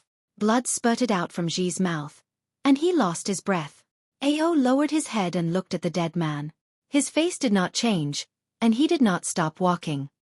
He continued to drag the man to the drumming tribe. If he gave this man to the drumming tribe, he might be able to exchange for more things. As for whether this man was alive or dead, it did not matter. Ao really had no feelings for people outside the tribe. Xiao Xian and the others were busy cleaning up. Suddenly, they heard an eagle cry in the sky, and then something was thrown down. The creature that fell on the ground flapped its wings twice, but its wings were injured, so it could not fly. If the people of the drumming tribe and the drumming tribe were here, they would definitely recognize that it was the crown kite that Ku had bought from the feather tribe at a high price. It was the one that had gone on strike before, but now it was caught by Cha-Cha. At this time, it was no longer arrogant and mighty. It shrank like a quail. What kind of bird is this? It looks delicious. More food tonight. Kiki and the others gathered around. Xiao Xian picked up the kite, looked at it and said, "Not now." Hearing that they couldn't eat it, Kiki and the others lost interest and continued to look for the hidden intruders. Xiao Xian knew that Cha-Cha must have something to do with the invaders. He would bring the bird to the people of the drumming tribe to see if they could get any useful information. If it was useless, then it would be an extra meal. The crown kite, which was bought by the people of the central region at a high price, was listed as food by the people of the Yanjiao tribe. When the sun rose the next day, the drumming tribe had already been cleaned up 3 times. Everything that needed to be cleaned had been cleared. It's over, it's over. The people of the drumming tribe could not believe it. They were still in a trance. They thought it would be a fierce defensive battle. They wanted to delay until the crocodiles came back. However, it turned out that they had underestimated this Yanjiao tribe. Although there were losses and casualties this time, it was much better than the disastrous situation they had expected. The Yanjiao tribe also suffered casualties this time. They lost 2 warriors, and several were seriously injured. However, this situation was just like going out to hunt. It was all part of their plan. They held a funeral for the dead and watched as their bones were swallowed by the fire seed's flame. The tribe would not let the dead warriors be buried in the wilderness. Instead, they would burn them in the fire seed's flame according to the old method. The shaman said that in this way, the souls of the warriors would be integrated into the fire seed and returned to their homeland with everyone. In order to thank the Yanjiao tribe for their help, the chief and shaman of the drumming tribe gave them 10 baskets of water moonstones. These were all gifts from other families, and they were the biggest and brightest. The baskets used to hold the water moonstones were several times bigger than the baskets used by Chen Jia and the others. Ao accepted all of them without hesitation, including many pottery. Although there were already people in the tribe who could make their own pottery after coming here, the people of the Flaming Horns tribe still cherished these things that they didn't have before. After a battle, they had to rest for a few days. The Yanjiao tribe stayed in the drumming tribe for a few more days. During these days, they encountered some trouble. The returning crocodiles were very wary of the few fierce beasts. They often surrounded the fleet in groups. If they were not stopped, they would have gone down to fight. Among them, the snapping turtle was the most special one. Perhaps because it used to live in the same river, it could get along with the crocodiles peacefully. When everyone calms down, let's leave. Ao said. Okay, where are we going after this? The shaman asked. No one spoke. After a while, the shaman called out to Xiao Xian, who was talking to a crocodile below. Xian. Xiao Xian, who was talking to the black-eyed mute crocodile, raised his head. He knew that the shaman had something to discuss, so he patted the crocodile's rough head. Go play by yourself, I still have things to do. Then Xiao Xian was about to leave, but the crocodile bit the corner of his trousers. The mute even rolled a few times. Different from the death roll when tearing up food, this time the crocodile rolled more gently. What's wrong? Xiao Xian looked at the crocodile shamelessly in the water. After a few more rolls like this, his trousers would be completely ruined. Letting go of Xiao Xian's trousers, The crocodile looked at Xiao Xian, and then swam to the deeper part of the river. Xiao Xian got on the boat and discussed the next route with the shaman. After the discussion, when he got off the boat, he was blocked by the mute black crocodile again. This time, it did not bite Xiao Xian's trousers, but opened its mouth to Xiao Xian. Is it stuck in your teeth? Xiao Xian was not afraid that the crocodile would bite him directly. Under the nervous gazes of Xueqi and the others, he calmly approached the crocodile to have a look. There was no meat, but there was a bowl-sized stone. The muddy gray stone was the same as the stones at the bottom of the rivers in the drumming tribe. It seemed to be a very common stone, nothing special, and its shape was also irregular. A stone? Xiao Xian was confused. It's a gift for you. Fu Shi, who came here under the orders of the chief, smiled. A gift for me? Xiao Xian did not understand the customs here. Treasurefish will give gifts to people who help them, and the gifts are the stones they bring back. You know, treasurefish leave every year during the rainy season, and come back when the river rises after the full moon. I heard from the shaman that when they come back, they will also bring back some stones and spit them at the bottom of the water moon canal. And some of these stones will become water moon stones in the future. If someone in the tribe gets a stone from the treasurefish, they will put it in their own section of the water moon canal. When the full moon comes, the stone will become a water moon stone. Fu Shi told Xiao Xian everything he knew. Xiao Xian took the stone out of the crocodile's mouth. This stone will become a water moon stone? I heard that as long as it is placed in the water moon canal, it will become a water moon stone. Fu Shi said. In other words, to become a water moon stone, this stone must be placed in the water moon canal of the drumming tribe. Moreover, the success rate was not 100%, and there was no definite time. However, Xiao Xian did not insist on turning this stone into a water moon stone. He was still very happy about this special gift. The year you left, it left with the group for the first time. When it came back, you also went back to the tribe. Fu Shi said, so this time, it finally saw you again, so it wanted to make up for the gift. Thank you. I will keep it well. Xiao Xian said. Chapter 237. Putting the stone into the animal skin bag, Xiao Xian looked at Fu Shi and asked, what's the matter? Oh yes, there's something. When he saw Bao Yu give the stone to someone, he was so focused on that he almost forgot about the chief's order. Because the crisis of the drumming tribe had been resolved, there wouldn't be any big changes for at least a year. Hearing that the Yanjiao tribe would leave in a few days, the chief Fan Mu planned to invite several important people of the Yanjiao tribe to a banquet. This was the custom of the drumming tribe. For important guests, they would take out the best food to show their gratitude. However, there were too many people in the Yanjiao tribe, so they couldn't invite all of them. Therefore, they only invited the senior leaders of the Yanjiao tribe and the warriors who had played an important role in this incident. As for the others, although they couldn't go with them, they would send some food. Xiao Xian took Fu Shi to see Ao and the shaman. They also agreed to go to the central area of the drumming tribe that night. The reason why the banquet was held at night instead of during the day was that Fan Mu wanted to use the water moon stone to show his respect. In the evening, Ao selected 50 people to go with the shaman. Xiao Xian was among them. Probably in order to take care of the Yanjiao tribe, there were many water moon stones as light sources from the fleet to the place where the banquet would be held, so that the people of the Yanjiao tribe could see the surroundings clearly. At this time, the moonlight was enough, and the light of the water moon stones was not inferior to the moonlight. Walking in the forest, Xiao Xian felt like he had turned on a street lamp. There was an open space in front of Fan Mu's house. There were big fires on the ground. Food was being roasted on the fire, and soup was boiling in a big pot. Water moon stones were piled on the wooden pillars around, illuminating the surroundings. It was a very simple banquet, but it was considered grand here. The warriors of the Yanjiao tribe didn't mind such a banquet. When they were in the tribe, they would sit in a circle around the fire, roast food, and chat. Naturally, they wouldn't feel uncomfortable.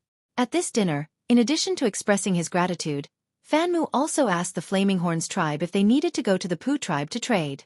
Every year, shortly after the Water Moon Festival, the drumming tribe would send a trading team to the Pu tribe to trade for something. When the Yanjiao warriors heard that they could go to other tribes to see the trade, their eyes lit up as they looked at Ao, hoping that Ao would agree. Ao was silent for a few seconds as he chewed on the meat. Then he said, "There's no need for all of them to go. Just 10 of them will do." As he spoke, Ao picked 10 people on the spot, including Xiao Xian. After all, Xiao Xian was familiar with the situation there. Ao felt more assured with him around. Chief me too. Xueqi, who was not named, hurriedly reminded him. Ao glanced at him and said nothing. He always felt that this guy was unreliable. Xueqi did make a lot of contributions in this defense battle. The number of prey he reported was in the top 5. The people of the Yanjiao tribe wouldn't lie about the number of their prey. They didn't dare to. In his mind, when facing the chief, shaman and team leaders, there was no such thing as lying or false, unless one didn't know how to count. Generally speaking, the number of prey reported was true and trustworthy. Xueqi had made such a great contribution to himself, but he was not allowed to trade with them. He felt a little sad. When the banquet ended and the people of the Yanjiao tribe returned, Xueqi was still pestering Ao, trying to persuade him to agree. Before leaving, Xiao Xian was one step behind Ao and the others. He asked Qing Yi, the leader of the trading team of the drumming tribe, about the current situation of the Pu tribe. When Xiao Xian finished his inquiry and left, Ao and the others had already returned to their resting places and were ready to sleep. Xiao Xian walked alone in the forest. The water moonstones around him hadn't been put away yet. They were lined up on one side like street lamps, and the shadows of the branches swayed on the ground. Looking up, Xiao Xian looked at the night sky. 2 moons had begun to fade, hanging in the dark sky. There were no stars around. There were no electric lights, no pollution, no mechanical tools, and no comfortable hotels. What he breathed in was a slightly moist air with the smell of the forest. What he could see was endless nature. The night wind blew, and the leaves on the trees around him rustled. Xiao Xian could clearly feel the changes in the airflow when the wind hit the trees. Closing his eyes without sight, Xiao Xian's other senses became more sensitive. He could hear the friction between the leaves, the laughter of the drumming tribe people in the distance, and the sound of crocodiles swimming in the pool.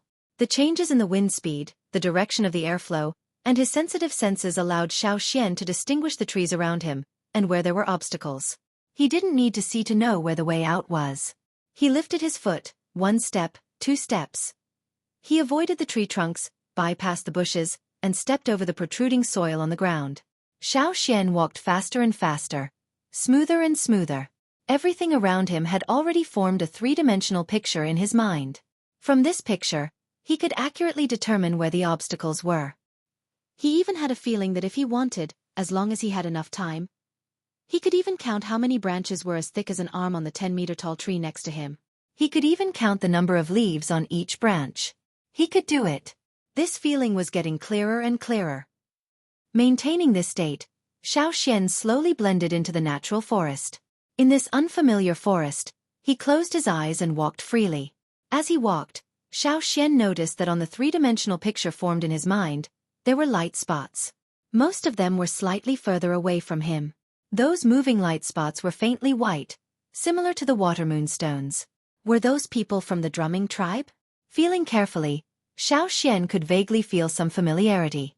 Fu Shi, Qing Yi, Fan Mu, and some others. Some of them were at the place where the banquet was held, and some were patrolling in the forest. There was only one exception. In front of him, there was a moving light spot, coming this way.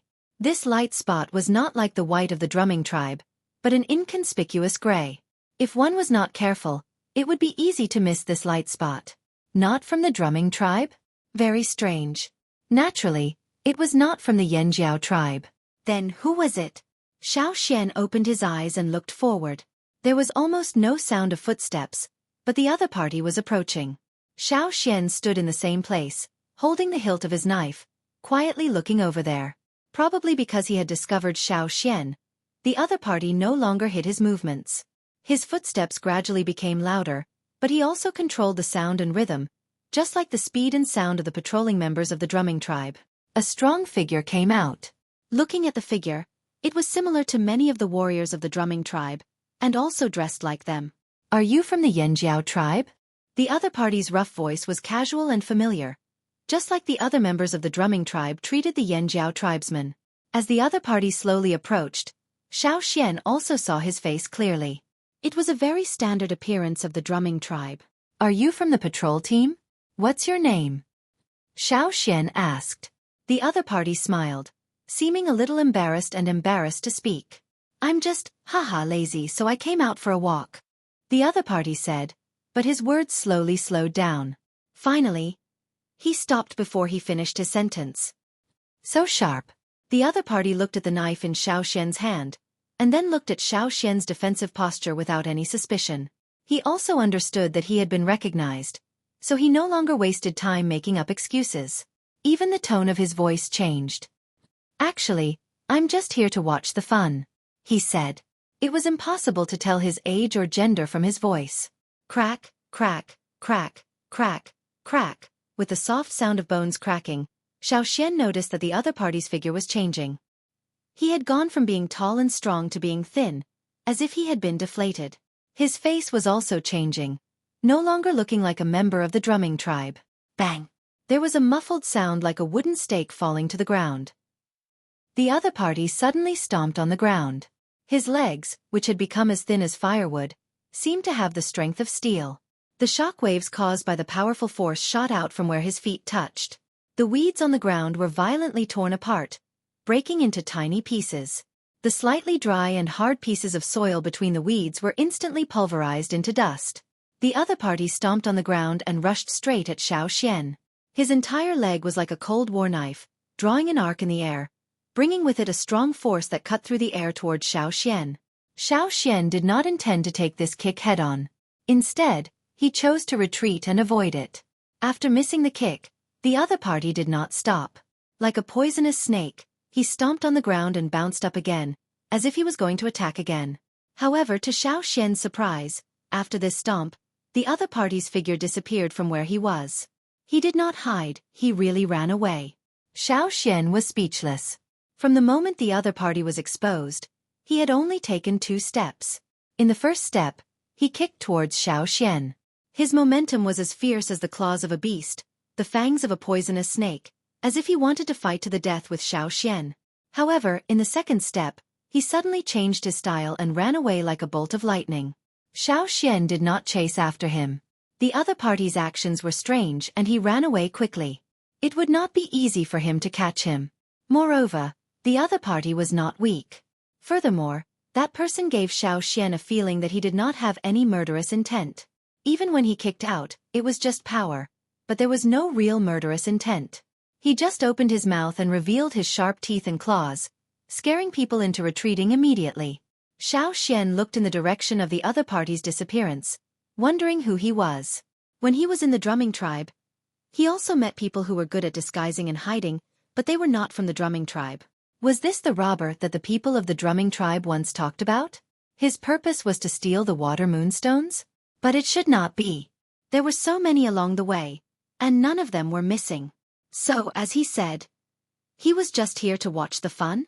Encountering a suspicious person, Xiao Xian naturally would not hide it. He took out the wooden whistle and blew it. The patrolling members of the drumming tribe, who were closest to him, came over. On the Fanmu tribe side, people who had not left heard the whistle and also came over to Xiao Xian. They did not understand the whistle of the Yanjiao tribe, but they knew that if it was a small matter, Xiao Xian would not blow the whistle. Not only the people of the drumming tribe, but also the people of the Yanjiao tribe who had just returned to their temporary residence, immediately got up. However, they did not go to Xiao Xian, but vigilantly looked around. They knew what Xiao Xian meant from the whistle. They just needed to be vigilant. There was no need to go over.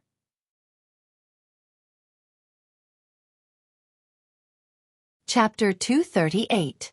Xiao Xian told the drumming tribe about his encounter with the strange man. After the people of the drumming tribe carefully inspected their territory, they hurriedly counted their own water moonstones to see if they had lost any. This had happened many times in the past. They thought that the strange man must be a robber, but after checking, they didn't find any missing water moonstones, so they were relieved. Every year, some water moonstones were stolen, but they couldn't catch the culprit. They could only guess, but other than the robbers, they couldn't think of anyone else. The robbers were a very special tribe. The members of the tribe were relatively independent and didn't live together all year round. This tribe was very mysterious. The drumming tribe had limited information, so Xiao Xian couldn't get more information from them. It wasn't stolen. This time, it shouldn't be a robber, right? Fu Shi's wife Ping said. I'm not sure. No one knows who he is. We can't find him. Fu Shi sighed. After the discussion, they found that no one's water moonstones were stolen this year, so they went back. Xiao Xian didn't stay too long either. After the drumming tribe people left, he also left. He found that the shaman of the drumming tribe didn't look too good, but since he didn't say anything, Xiao Xian couldn't force him to tell. He just guessed that if it was really a robber, they must have stolen something. This time, no one else's water moonstones were stolen. Could it be that the shaman's water moonstones were stolen? Xiao Xian didn't know, but he guessed right. After the drumming tribe people left, the shaman of the drumming tribe called the chief over for a private conversation. This year's water moonstone was stolen. The shaman of the drumming tribe said with a cold face as he looked at the empty box. Every year, after the water moonstones were harvested, they would pick out the biggest one and give it to the shaman to judge. Then they would choose the biggest and brightest one with the best quality. It was also called the Water Moon King Stone by the people of the drumming tribe. This stone would not be taken out for trade. Instead, it was kept by the shaman as one of the offerings during the ceremony. But now, the king stone was lost. The shaman's house was heavily guarded. Even the drumming tribe and the drumming tribe couldn't sneak in and steal the king stone. Sure enough, it's a robber. However, the robber who came this time is ranked higher, Fanmu said helplessly. If Xiao Xian hadn't told them about the abnormality today, perhaps they wouldn't have realized that the Water Moon King Stone was missing until the ceremony. Choose another one in secret, the shaman said. In the past, the stolen Water Moon stones could not be recovered. Now that there was a higher grade one, it was even more difficult. Perhaps the other party had already left the drumming tribe. That's the only way. At the same time, a figure escaped the search of the drumming tribe and left the area. After leaving the territory of the drumming tribe, they ran for a while before sitting down on a stone at the foot of the mountain. What? Have we been discovered? A surprised voice came from behind him. Judging from the voice, it was a woman, but her age couldn't be determined. The man sitting on the stone didn't turn his head and continued to beat his legs. Don't mention it. I met a strange guy from the Yanjiao tribe. He recognized me at a glance and almost attacked me. Fortunately, I ran fast enough. If we really fought, I would have been delayed by him. When the Yanjiao tribe arrived, I wouldn't have been able to get away. The Yanjiao tribe again? I've never heard of them before. They suddenly appeared, and their strength is not weak. Although they can't be compared with the big tribes in the central region, they can't be underestimated. What's more, they have several ferocious beasts, the woman said in surprise. After a pause, she asked, "Did you get it?" The man sitting on the stone took out a leather bag from his animal skin coat and took out a shining stone. It was like a high-wattage light bulb, illuminating the surroundings instantly. This was the Water Moon King stone stolen from the drumming tribe. I originally wanted to go to the Yanjiao tribe's ship to have a look. Maybe there are many good things. What a pity. The man sitting on the stone said regretfully as he beat his legs. This Yanjiao tribe is interesting. Should we follow them? The woman said with interest. That's fine, but we have to stay away. The previous method didn't work. I have a feeling that it might work in other tribes, but not in this tribe. As far as I know, a few idiots have already started to act according to the old method. The woman's voice had a hint of ridicule. Oh, then let's wait and see how they die. At least they can make room for the people behind them, the man sitting on the stone said lightly. The Yanjiao tribesmen didn't know that they were being watched. Even if they knew, they wouldn't be afraid. In the next 2 days, Xiao Xian took 10 people from the Yanjiao tribe and went to the Pu tribe with the trading team of the drumming tribe. They exchanged a lot of things with Zhao. Even if they didn't need them, others in the tribe might need them. After coaxing and pestering, Ao finally agreed. Kiki also followed them to the Pu tribe. For him, things that were rare in other people's eyes were not at all attractive to him, except for those fat frogs that jumped everywhere. If he hadn't promised Ao that he would listen to Xiao Xian's words and not touch the frogs of the Pu tribe, he might have secretly taken away some of the fat frogs of the Pu tribe and eaten them. Now the surrounding tribes all knew that in order to deal with the crisis, the drumming tribe had found help from a tribe called Yanjiao. It wasn't a famous tribe. However, this time, the people sent by the drumming tribe and the drumming tribe were almost completely wiped out. Even a bird didn't come back. Therefore, when they saw the Yanjiao tribesmen who came with the drumming tribe, everyone was curious. However, the Yanjiao tribesmen didn't feel that they were being watched at all. They just did what they should do and asked questions whenever they had doubts. Gradually, they became familiar with this kind of trading. The chief said that they would also need this kind of trading in the future, so they had to master it. In addition to the frog poison and other things from Xiao Xian also exchanged some fishing nets from the Luo tribe, who arrived at the Pu tribe on the same day as them. When they sailed, they could catch some fish. Here, unlike in the hunting forest, they could get whatever they wanted on the spot. In a place dominated by human tribes, they had to exchange a lot of resources and store them in their hands. They could use them whenever they needed, which saved more time. After returning from the Pu tribe, the Yanjiao tribe was ready to set off again. When they left, many people of the drumming tribe came to see them off, led by Fan Mu and the shaman of the drumming tribe. In addition to people, there were also groups of crocodiles. Those crocodiles probably came together to cheer. After all, the ferocious beasts that troubled them had finally left. There are some smaller groups of tribes ahead. They may shoot arrows to harass us. Be careful. Xiao Xian said. The warriors of the Yanjiao tribe standing outside the cabin were all holding wooden and stone shields to defend against the arrows. However, when the boat sailed past, they didn't see any arrows. Xiao Xian thought about the reason and suddenly felt like laughing. He remembered a joke from a friend in his previous life. You used to drive a shabby car and you dared to crash. Now that you have a luxury car, you don't dare to crash? When Xiao Xian was on a raft, he was constantly harassed by arrows. Now he was on a boat, but he didn't see any arrows. The people hiding behind the trees on both sides of the river didn't take any action. They weren't stupid. They knew who they could mess with and who they couldn't touch. In the early morning, the surrounding air was a little humid. There were mountains of different heights and forests on both sides of the river. However, compared with the hunting ground, it was much inferior. In the past, when they were still on the other side of the river, they could climb thousands of feet high cliffs and climb over high mountains in the hunting ground. That was a kind of conquest.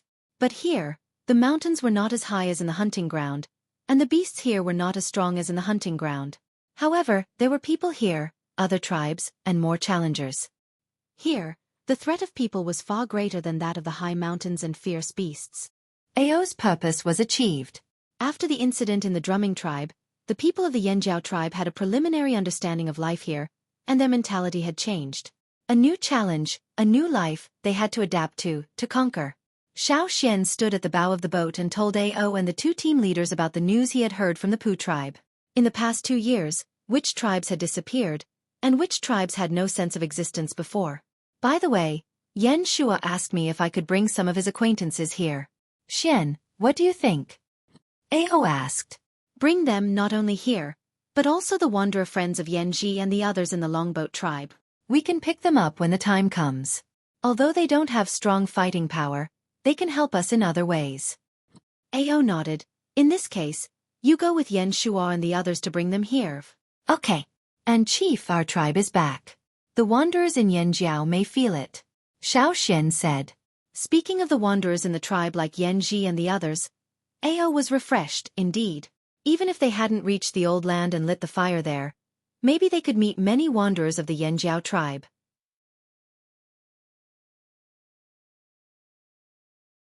Chapter 239.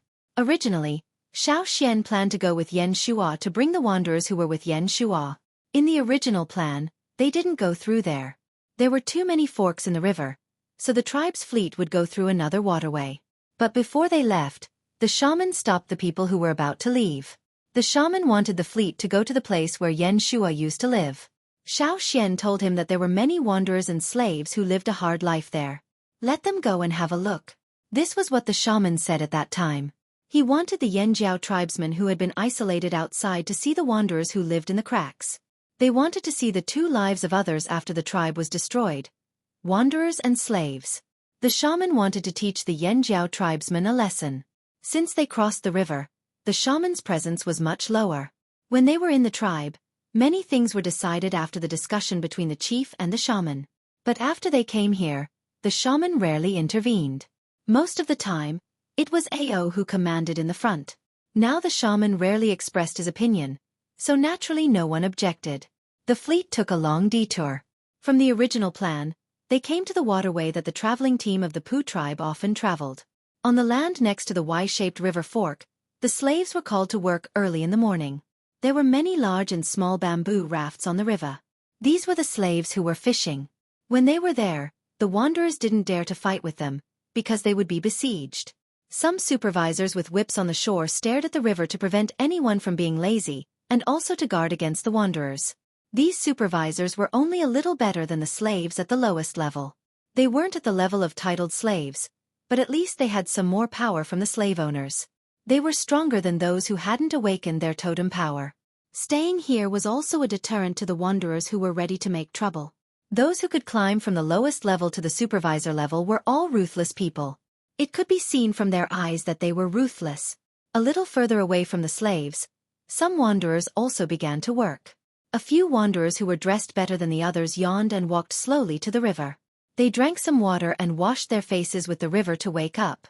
Looking at the slaves who had already started working, the leader spat in that direction. "Boss, recently, some of the travelers have started to move again, right?" Someone asked. "If there are more travelers, we can also get some work from the slaves," another person said. The leader stood up and wiped his face. "Keep a close eye on it. Don't let anyone steal it." Now, in the wanderers' area, the only people who could fight against them were the people that Xueqi had brought with him. The two sides had not directly killed each other, but they were both on guard against each other. "Didn't you hear that they would leave in the future? Go to Xueqi's tribe." Someone said. "Leave? Chi." A bearded man next to him sneered, mocking those words. "They can only talk about it here. How long can they live if they really leave this place? Perhaps in less than 2 days, they will be eaten by wild beasts or killed by people from other tribes." "Not bad." The leader nodded in agreement. "Let's not talk about whether they have the ability to leave. Even if they can leave, who knows what Xueqi's tribe is like? The wanderers live under the control of the tribe. It's even more difficult. The people of the tribe will kill whoever they don't like, especially those small tribes that lack food. They may even treat the wanderers as food. It's not like we haven't seen it before. If you want to go to the big tribes, those in the central region." "What do the big tribes in the central region look like?" a younger man asked. The leader suddenly felt proud. He raised his chin and signaled the people next to him to make way. He went over and sat on a high stone.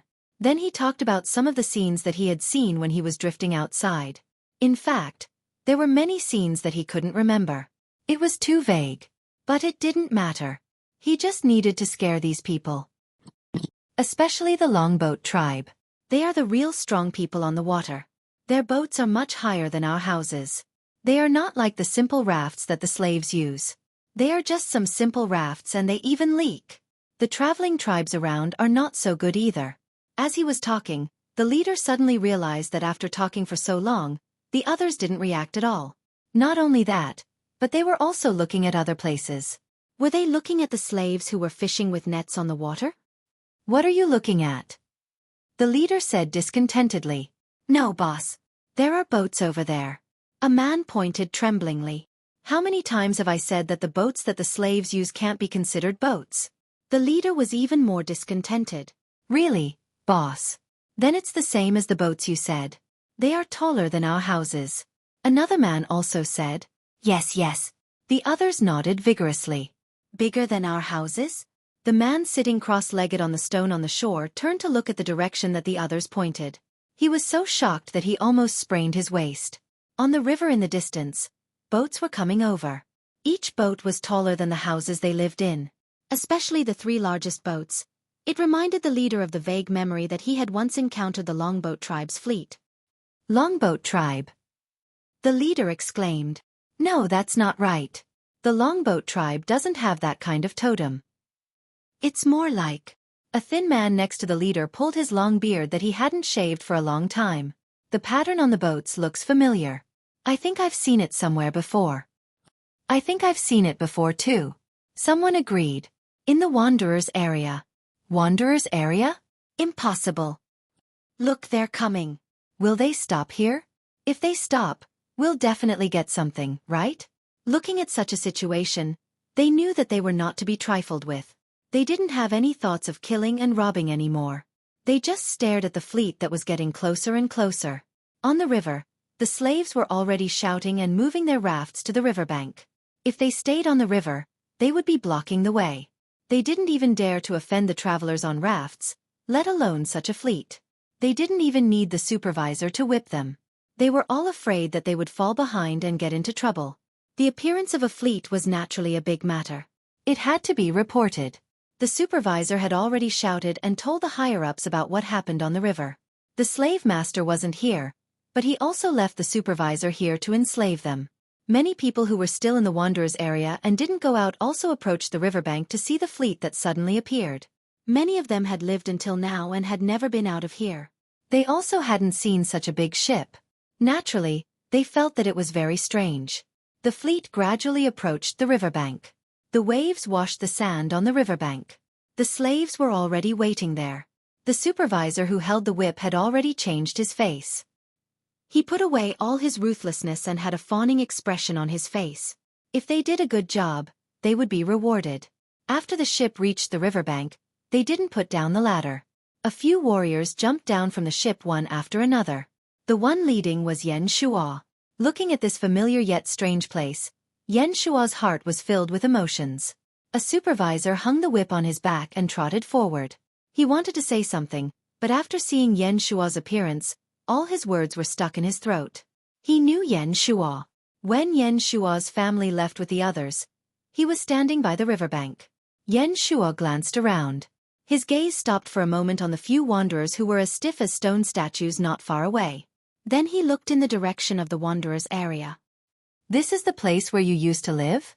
The warrior who jumped down asked Yen Shuo. "Yes, this is the place. It has changed a lot." While talking, Yen Shuo took them to find his friends who had stayed here before. Xiao Xian did not disembark. He stood on the ship and looked at the stone houses that were nearly 10 meters tall in the distance. When he left, there were no such houses. It was obvious that the slaves built these houses in the past 2 years. They belonged to the slave owners. If it was just for the wanderers to live, it would only need some simple wooden houses. The place for the slaves to live was even worse. It wasn't like the buildings behind the forest that looked like a camp. The slave master seems to have a big plan, Xiao Xian said in his heart. Originally, he only came to pick up a few people. He didn't expect to see the large stone houses that were built like a camp. If he didn't stand on the ship and just stood on the ground, it was very likely that his sight would be blocked by the forest. Not long after, Yen Ji brought back more than 10 people. Some of them were familiar with him, and some were new members of the small group in these 2 years. They all wanted to leave with the Yanjiao tribe, and Ao agreed. The people who were taken on the ship cried with joy, as if they were reborn. The other wanderers who were standing on the riverbank and watching had endless envy and jealousy in their eyes. Who would have thought that the person who was so miserable in the past would have such an opportunity? Who would have thought that the person who was stubborn and lived a hard life with his wife and children would become a totem warrior? Life was unpredictable. The fleet of the Yanjiao tribe didn't stay here for a long time. They left after picking up the people. The shaman just let the people of the tribe see the miserable situation of the wanderers and slaves here, to give them a warning. The shaman's purpose was achieved. No matter the people who followed Yanji to the wanderers' area, or the people who stood on the ship and watched the slaves who were numbly working with whips, they all had a great psychological impact. In the war, if they were defeated except for death, they would probably be in such a situation. Therefore, no matter who they faced in the future, they couldn't be defeated. They absolutely couldn't be defeated. The fleet of the Yanjiao tribe came and left, and continued to sail along the new route they had planned. The wanderers and slaves on this land had already remembered the name of the Yanjiao tribe, and the 2-horn totem pattern wrapped in flames on the sails. The steward, who was left behind by the slave master Xueqi, went back after the fleet left. He took out the animal skin roll left by the slave master from the box, dipped the animal hairbrush in paint, and wrote down what happened today. The master had said that if the Yanjiao tribe really appeared, he should write a letter to inform him. The Yanjiao tribe really existed.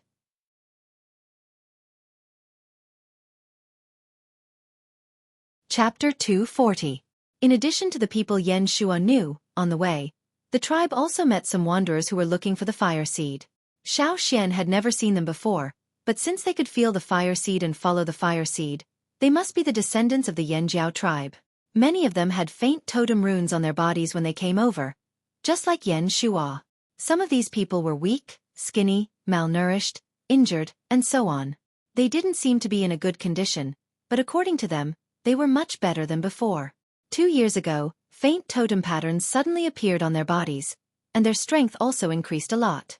Today, the totem patterns appeared again, and they felt something strange again, so they hurried to come here.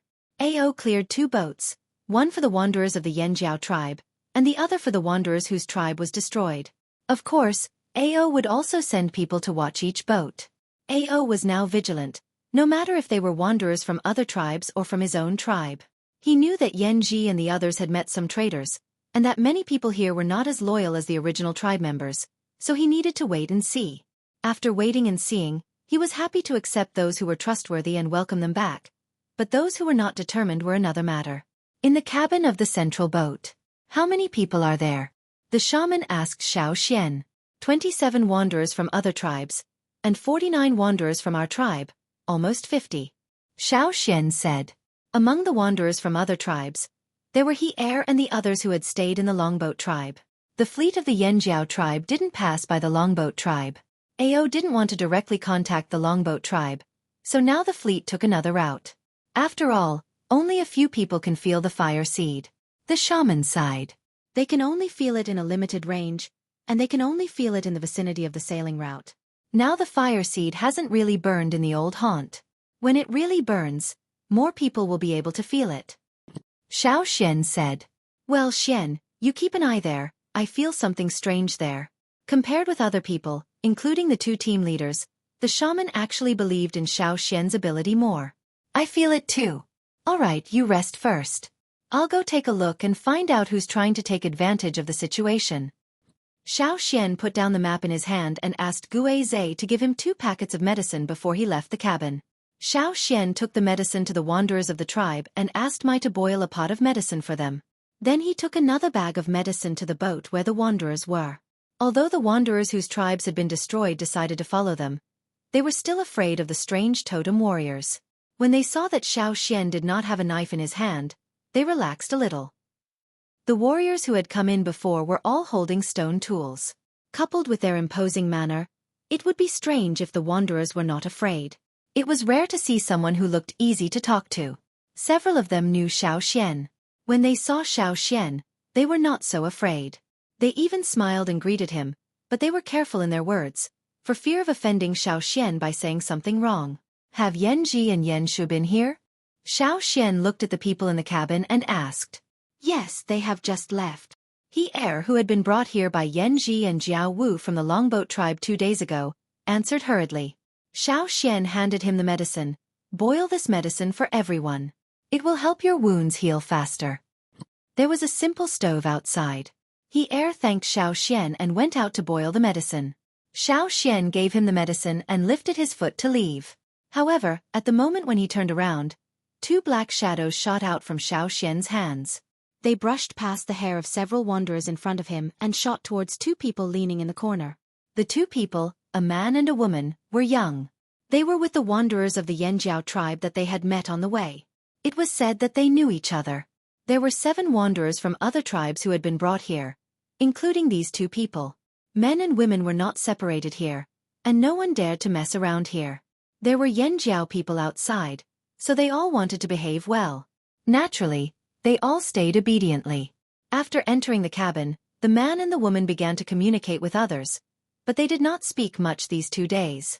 Especially when the Yanjiao tribe warriors came in, they basically did not speak.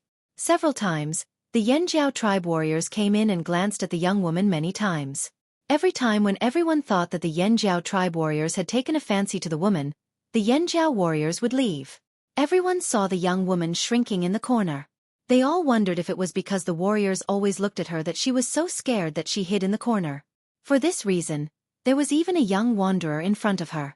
At this time, no one in the cabin expected Xiao to suddenly attack. When the 2 wanderers saw Xiao's action, they were so surprised that their eyes widened instantly. They did not have time to dodge and felt a sharp pain in their necks. It was like being stabbed by a burning stone awl. The pain came suddenly and fiercely. Moreover, this kind of pain quickly spread through every nerve and spread to every part of his body. It was as if countless stone awls had formed and pierced into every muscle and every part of his internal organs. It was as if they had taken root and could not be pulled out. This kind of pain that came in an instant and spread in a very short time made them want to scream and jump up. As soon as they moved, they were forcibly pressed down by a strong force. The man also wanted to take out a small stone knife hidden in his animal skin coat, but Xueqi lifted him up forcibly. The next moment, his face directly hit a thick wooden shield on the ground, which was left by the warriors on the ship. His head was not clear, and after being pressed and hit, he became more dizzy and painful. After a few seconds, he really fainted, and 2 streaks of blood flowed from his nose. The young woman did not persist for long and fainted. No one in the cabin expected Xueqi to suddenly attack. For a moment, the cabin was dead silent. Just now, they thought that this person was easy to talk to and was not as fierce as the others. But now, he attacked so quickly? The wanderers thought, sure enough, the Yanjiao tribe was like other tribes, killing wanderers casually. They thought that they would be reborn. If they knew someone in the tribe would not be too harsh on them. At least, they would not kill them indiscriminately. But now, there were already 2 wanderers who were suddenly treated like this, and no one knew whether they were dead or alive. For a moment, the mood of the wanderers in the cabin was complicated. Not only the wanderers, but also the several totem warriors of the Yanjiao tribe who were guarding here were very puzzled by Xueqi's behavior. However, they would not doubt Xueqi's motives. In their view, Xueqi had made so many contributions to the tribe. What he was doing now must be right, even if it was not right. As for the wanderers' thoughts, they did not care at all. Compared with Xueqi, the wanderers were really nothing in the eyes of the Yanjiao tribe's warriors. Compared with Xueqi, who was more important and who was less important? They did not need to use their brains to think about it.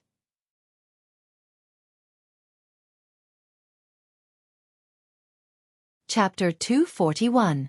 While the wanderers in the cabin and the warriors of the Yanjiao tribe who came in after hearing the noise had their own thoughts, they suddenly heard a cracking sound coming from the bodies of the 2 people who had fallen to the ground. The sound was not loud, but because no one was talking in the cabin, it was strangely quiet. Therefore, the people in the cabin heard the sound coming from the 2 people. Everyone turned in that direction at the same time and saw the 2 people's figures slowly changing. The 2 people who originally looked thin and weak due to their injuries and long and arduous lives were now elongated and bulging.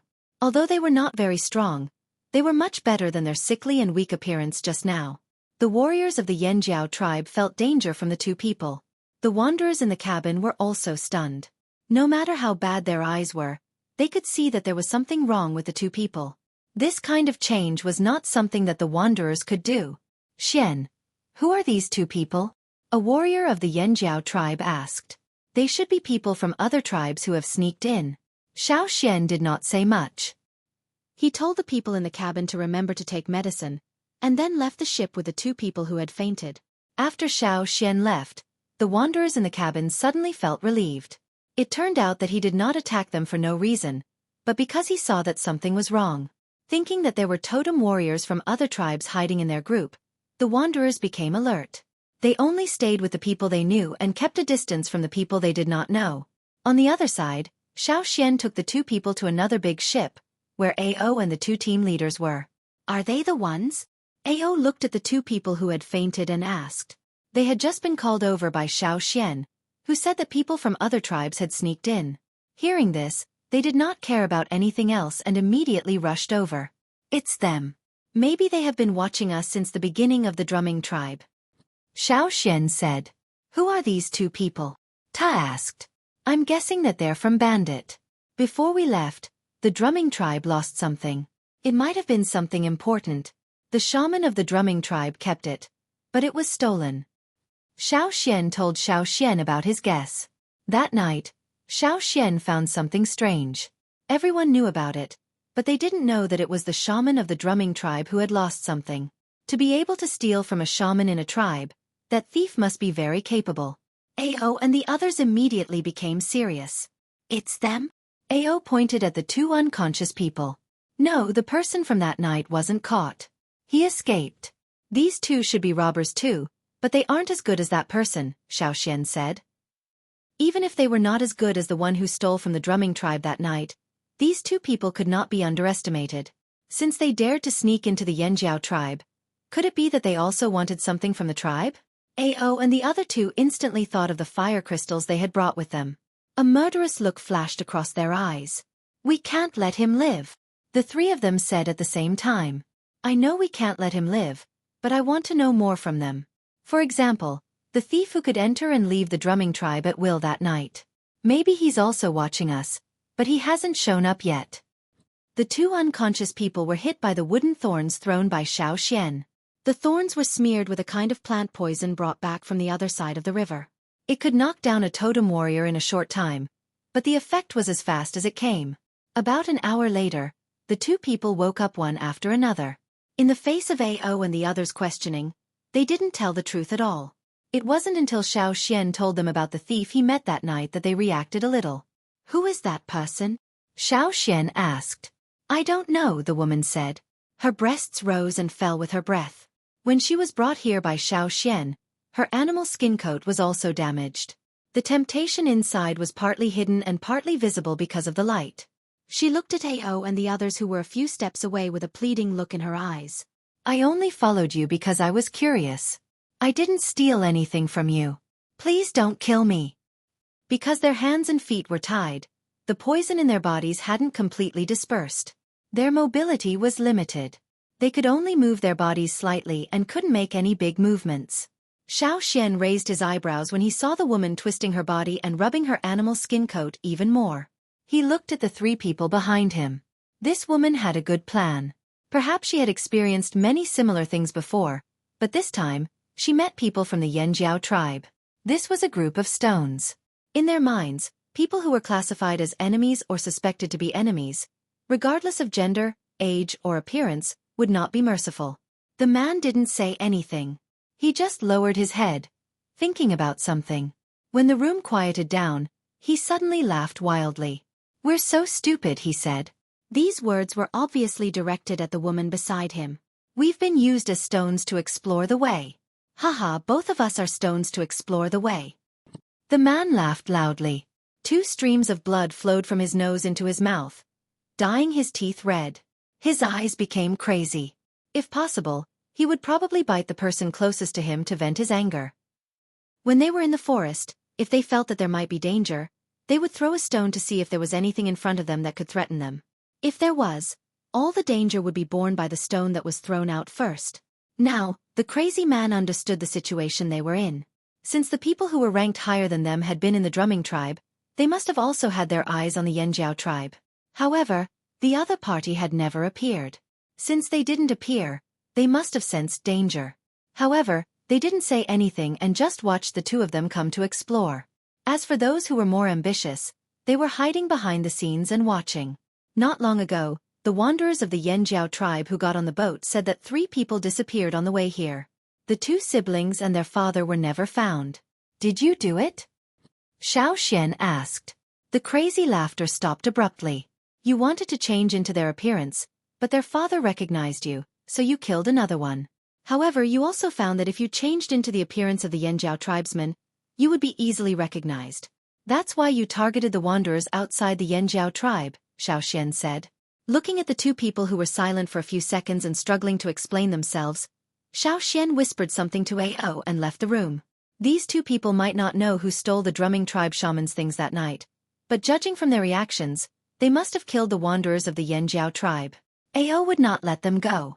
Not long after, the 2 bodies were moved out of the cabin and thrown into the river. In this area, there were many carnivorous fishes with sharp teeth. The fleet continued to move forward. The people in the tribe didn't care about the 2 missing people. Many people didn't even know that 2 people were missing on one of the boats. Even the wanderers didn't mention the 2 people who were missing.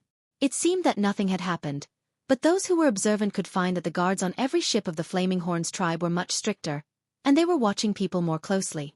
The fleet had been sailing along the planned waterway to the old haunt. However, they couldn't go directly to the old haunt.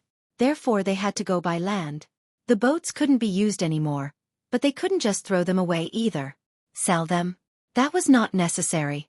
In the end, they followed Xueqi's suggestion and built carriages. They used the good wood they brought back from hunting, so they couldn't waste it.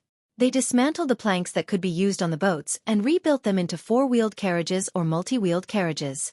They didn't need to be too complicated, as long as they were stable. Besides, it would take more time to build something complicated, so the tribe couldn't stay in the same place for too long. After Xiao Xian drew the structure diagram, he asked the people who had participated in the shipbuilding of the tribe to continue to build the carriages. After the experience of shipbuilding, it was easier for these people to work together. They had the skills, so they didn't need to say too much. Before the carriages were built, the team wouldn't continue to move forward. The place that Xiao Xian chose to stay was surrounded by mountains and forests. There were very few tribes. If it were a small group of wanderers or a small group of travelers, they would probably be too scared to sleep in such a wild mountain. However, for the people of the Flaming Horns tribe, this was nothing at all. They scrambled to plunder in the surrounding mountains, scrambling to hunt those strong beasts that seemed to have more meat. Especially those ferocious beasts, which were released to hunt, directly scared away the beasts in the surrounding mountains. For several days, the warriors had to go farther to hunt. The Yanjiao tribe is really amazing. In the place where the wanderers were, he sighed with emotion. He saw a bear as tall as two people running down the mountain in the distance, as if it was running for its life. It seemed to be extremely terrified, as if it was avoiding its natural predator. It wanted to escape from this place, but not long after, it was easily pounced on by a wolf. Soon, it stopped breathing and was dragged back by the wolf to become food for the tribesmen. The performance of the Yanjiao tribe also gave the wanderers a boost. The more powerful the tribe was, the safer the wanderers who depended on it would be. At least they were less likely to become food because of the tribe's famine. Looking at the warriors' momentum of clearing the mountains and forests, it shouldn't be a famine, right? The wanderers thought. At the beginning of the shipbuilding, because the technicians were not familiar with it, they destroyed a lot of wood. However, as long as they were instructed properly, they could quickly learn. These carriages were certainly not as big as the boats, and the number of carriages was limited. They changed the boats into carriages and removed the planks one by one. At the beginning, when they saw the boats being dismantled, they were more or less reluctant. However, when they saw the carriages with wheels, their reluctance disappeared. 5 days later, 7 carriages were built. They were the kind that could shelter the wind and rain. The carriages were between 10 and 20 meters long. They looked like public buses. There were no horses here, so the ferocious beasts in the tribe were responsible for pulling the carriages. Other than Cha-Cha and Xueqi's white bird, the others were all used as coachmen to pull the carriage.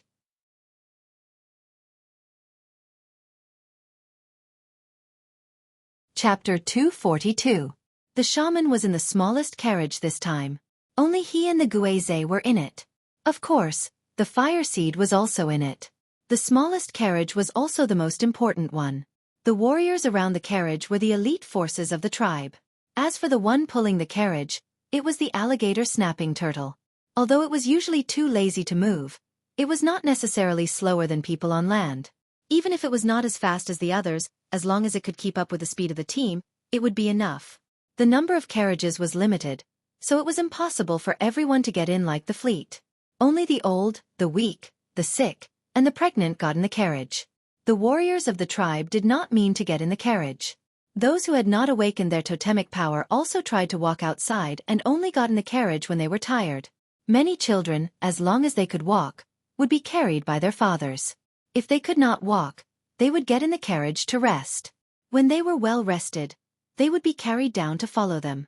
They felt that this was also a kind of exercise. They could not be too weak. Especially after seeing the living conditions of wanderers and slaves, their desire to become stronger became stronger. In the past, they just followed the ancestral teachings and moved closer to the strong. But now, they were doing this for survival and for the whole tribe. The people of the Yanjiao tribe were like this, so the wanderers could not treat themselves as special cases. As long as they could walk, they would not get in the carriage. If they got in the carriage, they would be despised and even abandoned by the tribe. It was not easy to have such a hope to live a new life. Of course, they could not be cowards at this time. In the plan, the route on land bypassed several big tribes. At this time, the Yanjiao tribe did not want to have conflicts with the big tribes. According to the shaman, they should go back to the old haunt and ignite the fire seed first.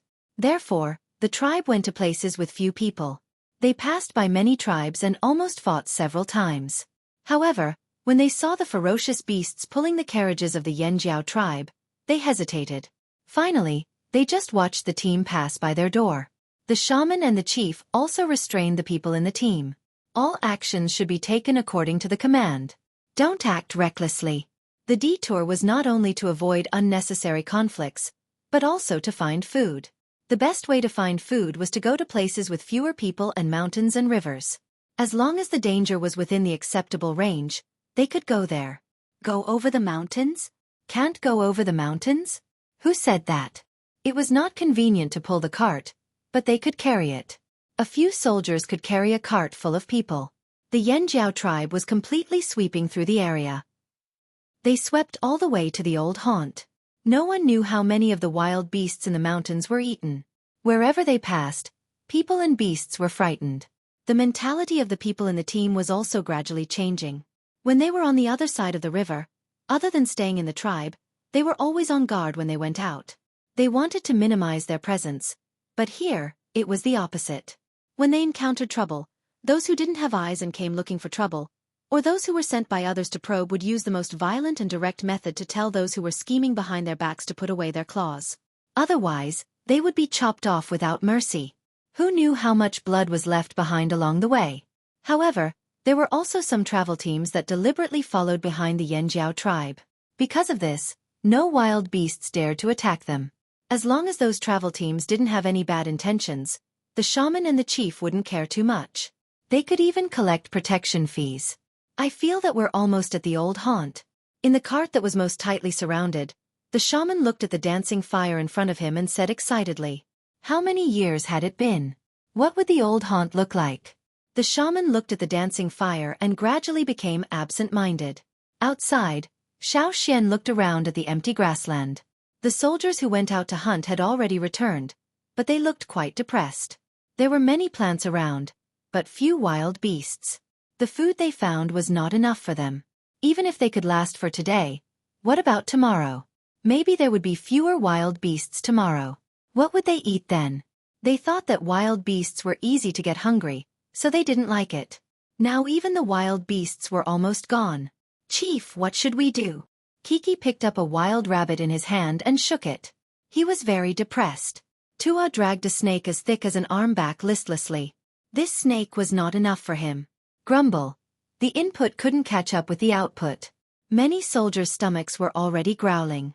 Ao didn't know what to do, so he didn't answer immediately. "Let's go and trade for some food.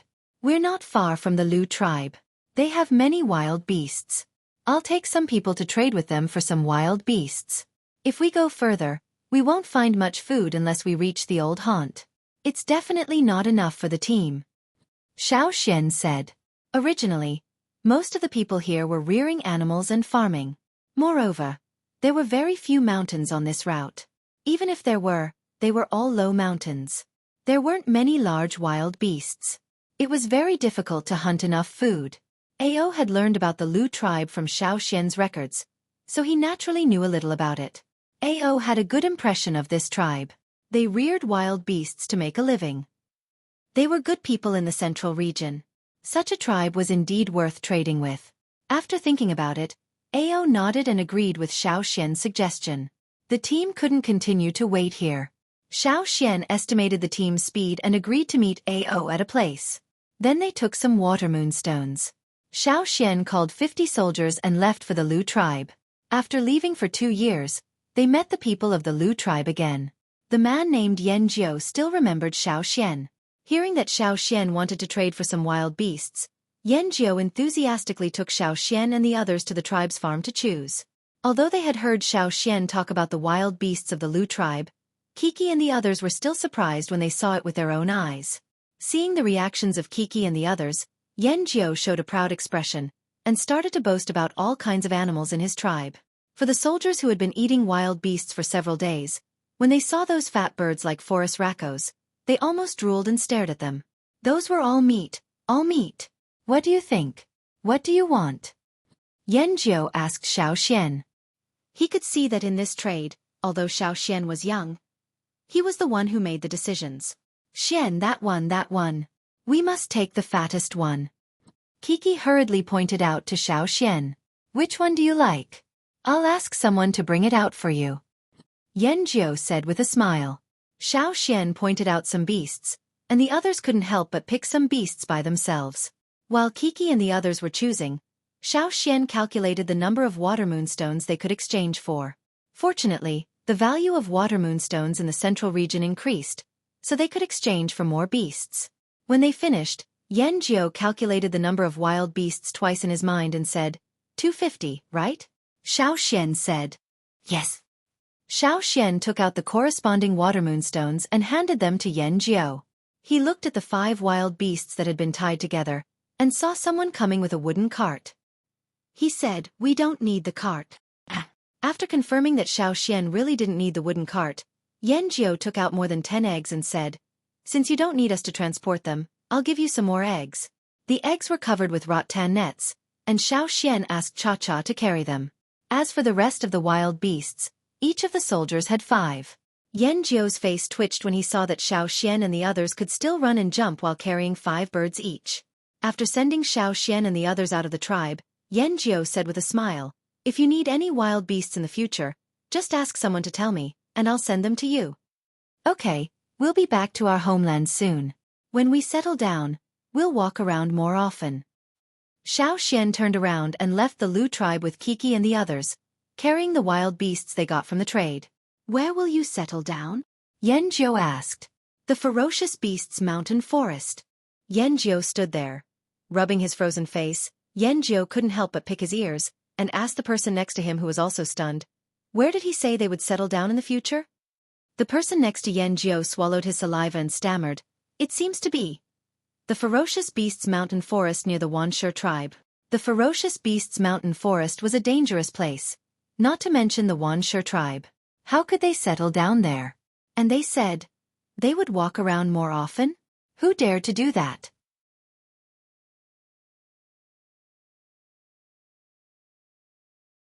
Chapter 243. With the food brought back by Xiao Xian from the Lu tribe, the tribe was in a much better condition. Apart from sleeping and resting, the tribe was always on the road. The tribes who saw this team, as well as the travelers, were very curious about the Yanjiao tribe. It was not that there had never been such a large-scale migration, but many people had never seen such a powerful tribe. The Yanjiao tribe's name gradually spread through the traveling team. In the middle of the team, the shaman was in the carriage. The shaman sat by the small fire pit, counting the days in his mind. The fire in the fire pit was much bigger than before, and it was still jumping happily. However, if you looked carefully, you would find that there seemed to be a faint barrier around the fire pit. The shaman had specially made this barrier.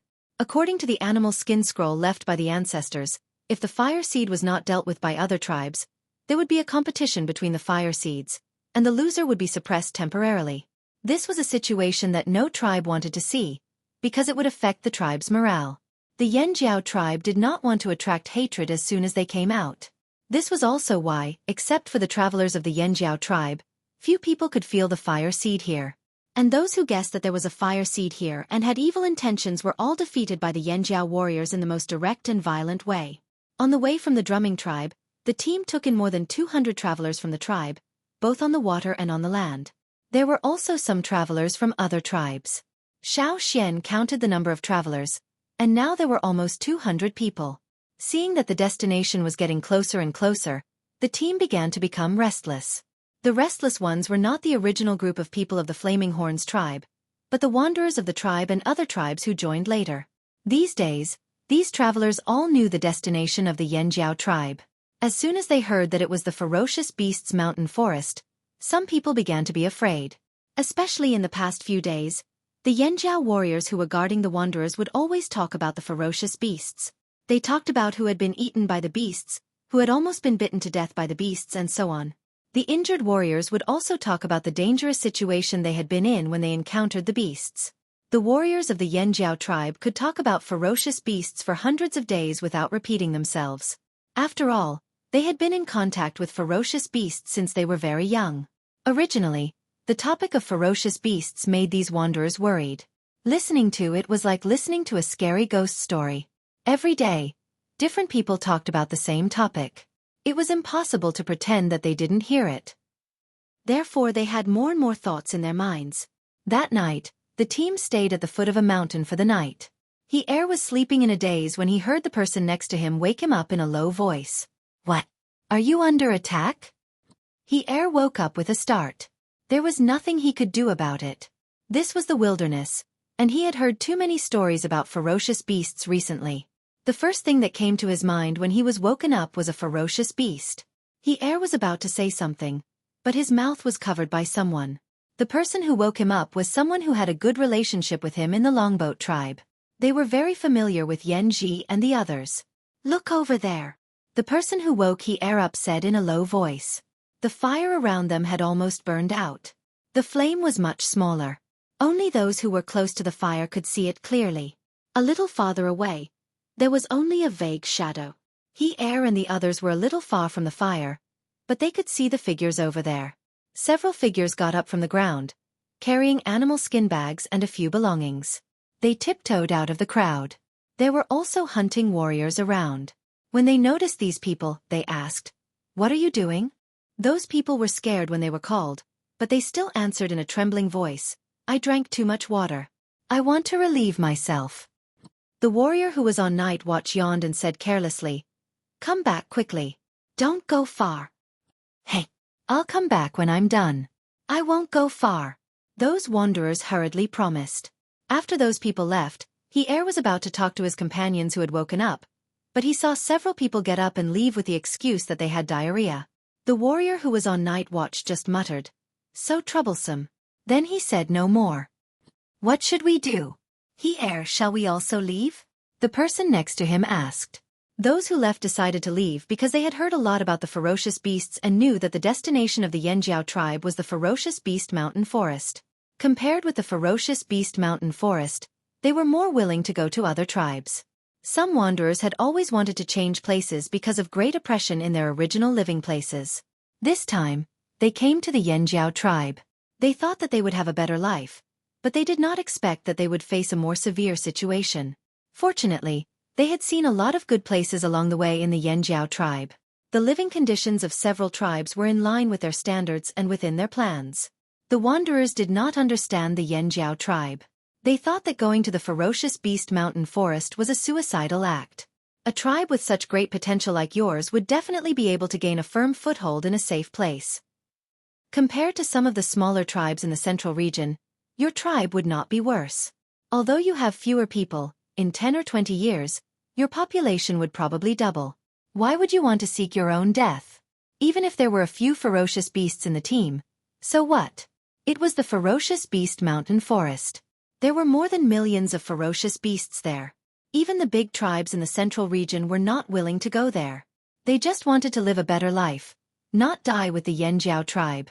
2 days ago, some people left, but not many. Tonight, maybe everyone realized that they would soon arrive at the ferocious beast mountain forest. This might be their last chance to leave. If the Yanjiao people found that too many people left tomorrow, would they be angry? What do you think? Should we leave too? Tonight may be our last chance. If we miss this chance, we won't be able to escape when we enter the ferocious beast mountain forest. Someone asked Didn't the Yanjiao tribe say that they could not hunt many beasts along the way? Even many large beasts in the forest were scared away by the Yanjiao tribe's beasts. The rest of the beasts were eaten by the Yanjiao warriors. Those beasts had been cleaned up. At least, they would not go back in a short time. Therefore, as long as they followed the path of the Yanjiao tribe, they would be less likely to encounter those dangerous beasts. If they went back now, they would be safe. In the past 2 days, some of them had specially collected the feces of the ferocious beasts, so that they could use the feces of the ferocious beasts to intimidate the ferocious beasts in the forest. Only then would they be safer. Seeing did not answer, the man poked Are you going or not? Gritted his teeth and lay down again. He whispered, No. I don't want to go back. And I believe in Xueqi and the others. The surrounding people were silent, and then they lay down one by one. Forget it, let's bet. After making the decision, they lay down again. But they could not fall asleep. Listening to the sounds of those beasts leaving, they opened their eyes wide in a daze. In the dark night, where the firelight could not reach, and where the moonlight was blocked, the night watchman leaned against the trees. They looked at those who were running away from the team with a sneer, but did not stop them. The next day, the team continued their journey. The wanderers had decreased by nearly 1/3. It was obvious at a glance. However, the Yanjiao tribe did not seem to know, and did not mention it. Strangely, no one told the wanderers the story of the ferocious beasts. Some clever wanderers realized that this was a test by the Yanjiao tribe. When Yanji and the others saw He Er and the others, their tense faces relaxed. Fortunately, they were still there. It was the shaman's idea to test the wanderers. He had arranged it in advance, and no one dared to say anything. Even Yanji and the others could only worry in their hearts when they saw the restless wanderers. Xiao Xian took a piece of animal skin full of words and got on the shaman's carriage. More than 70 wanderers left. 6 of them are Yanjiao wanderers. Xiao Xian handed the animal skin roll to the shaman and said, "The wanderers of other tribes were not so bad, but the warriors of the Yanjiao tribe treated them very well. Although they did not completely trust them, they helped them a lot. 2 days ago, when they were short of food, some warriors even saved their own food for them. However, some of these wanderers still left. Fortunately, there were not many of them." After the shaman took the animal skin scroll, he didn't read it. Instead, he closed his eyes. There was no disappointment or sadness on his face. However, those who were familiar with the shaman knew that he was the most terrifying when he was expressionless. Even if the 2 team leaders were here, they would tremble in fear. Xiao Xian did not interrupt the shaman's silence, and quietly waited for him to make a decision. After a long while, the shaman opened his eyes and said, "If you leave, don't come back." Although his words were gentle, there was an irrefutable murderous aura in them. Xiao Xian had already expected the shaman's answer, so he nodded, "I know." He wrote down the names of those who left and those who stayed. There was only one chance, and the trust of the Yanjiao shaman would only come once. The people who followed him all thought that in the Yanjiao tribe, the chief was in charge. This was the management style of many tribes, and they thought that the shaman was just an assistant in management. However, those who had lived in the Yanjiao tribe since childhood knew that the shaman had an absolute position in the tribe. Since the shaman had made such a decision, no matter Chief Ao or others, they would not have any objection. After getting out of the carriage, Xiao Xian looked at the sky. The weather is not very good. After leaving the shaman, Xiao Xian went to another carriage, in which sat the women who could not move or had not awakened their totemic power. Even if they could not move, they were not idle in the carriage. They had brought some tools, and some animal skins that the warriors had obtained after hunting. They were here to sew and mend, and to make some leather boots. Putting down the animal skins and a few rolls of twine, Xiao Xian said to them, "Please make some long leather boots. Children also need them." Although they did not understand why, they did not ask. They just followed Xiao Xian's instructions.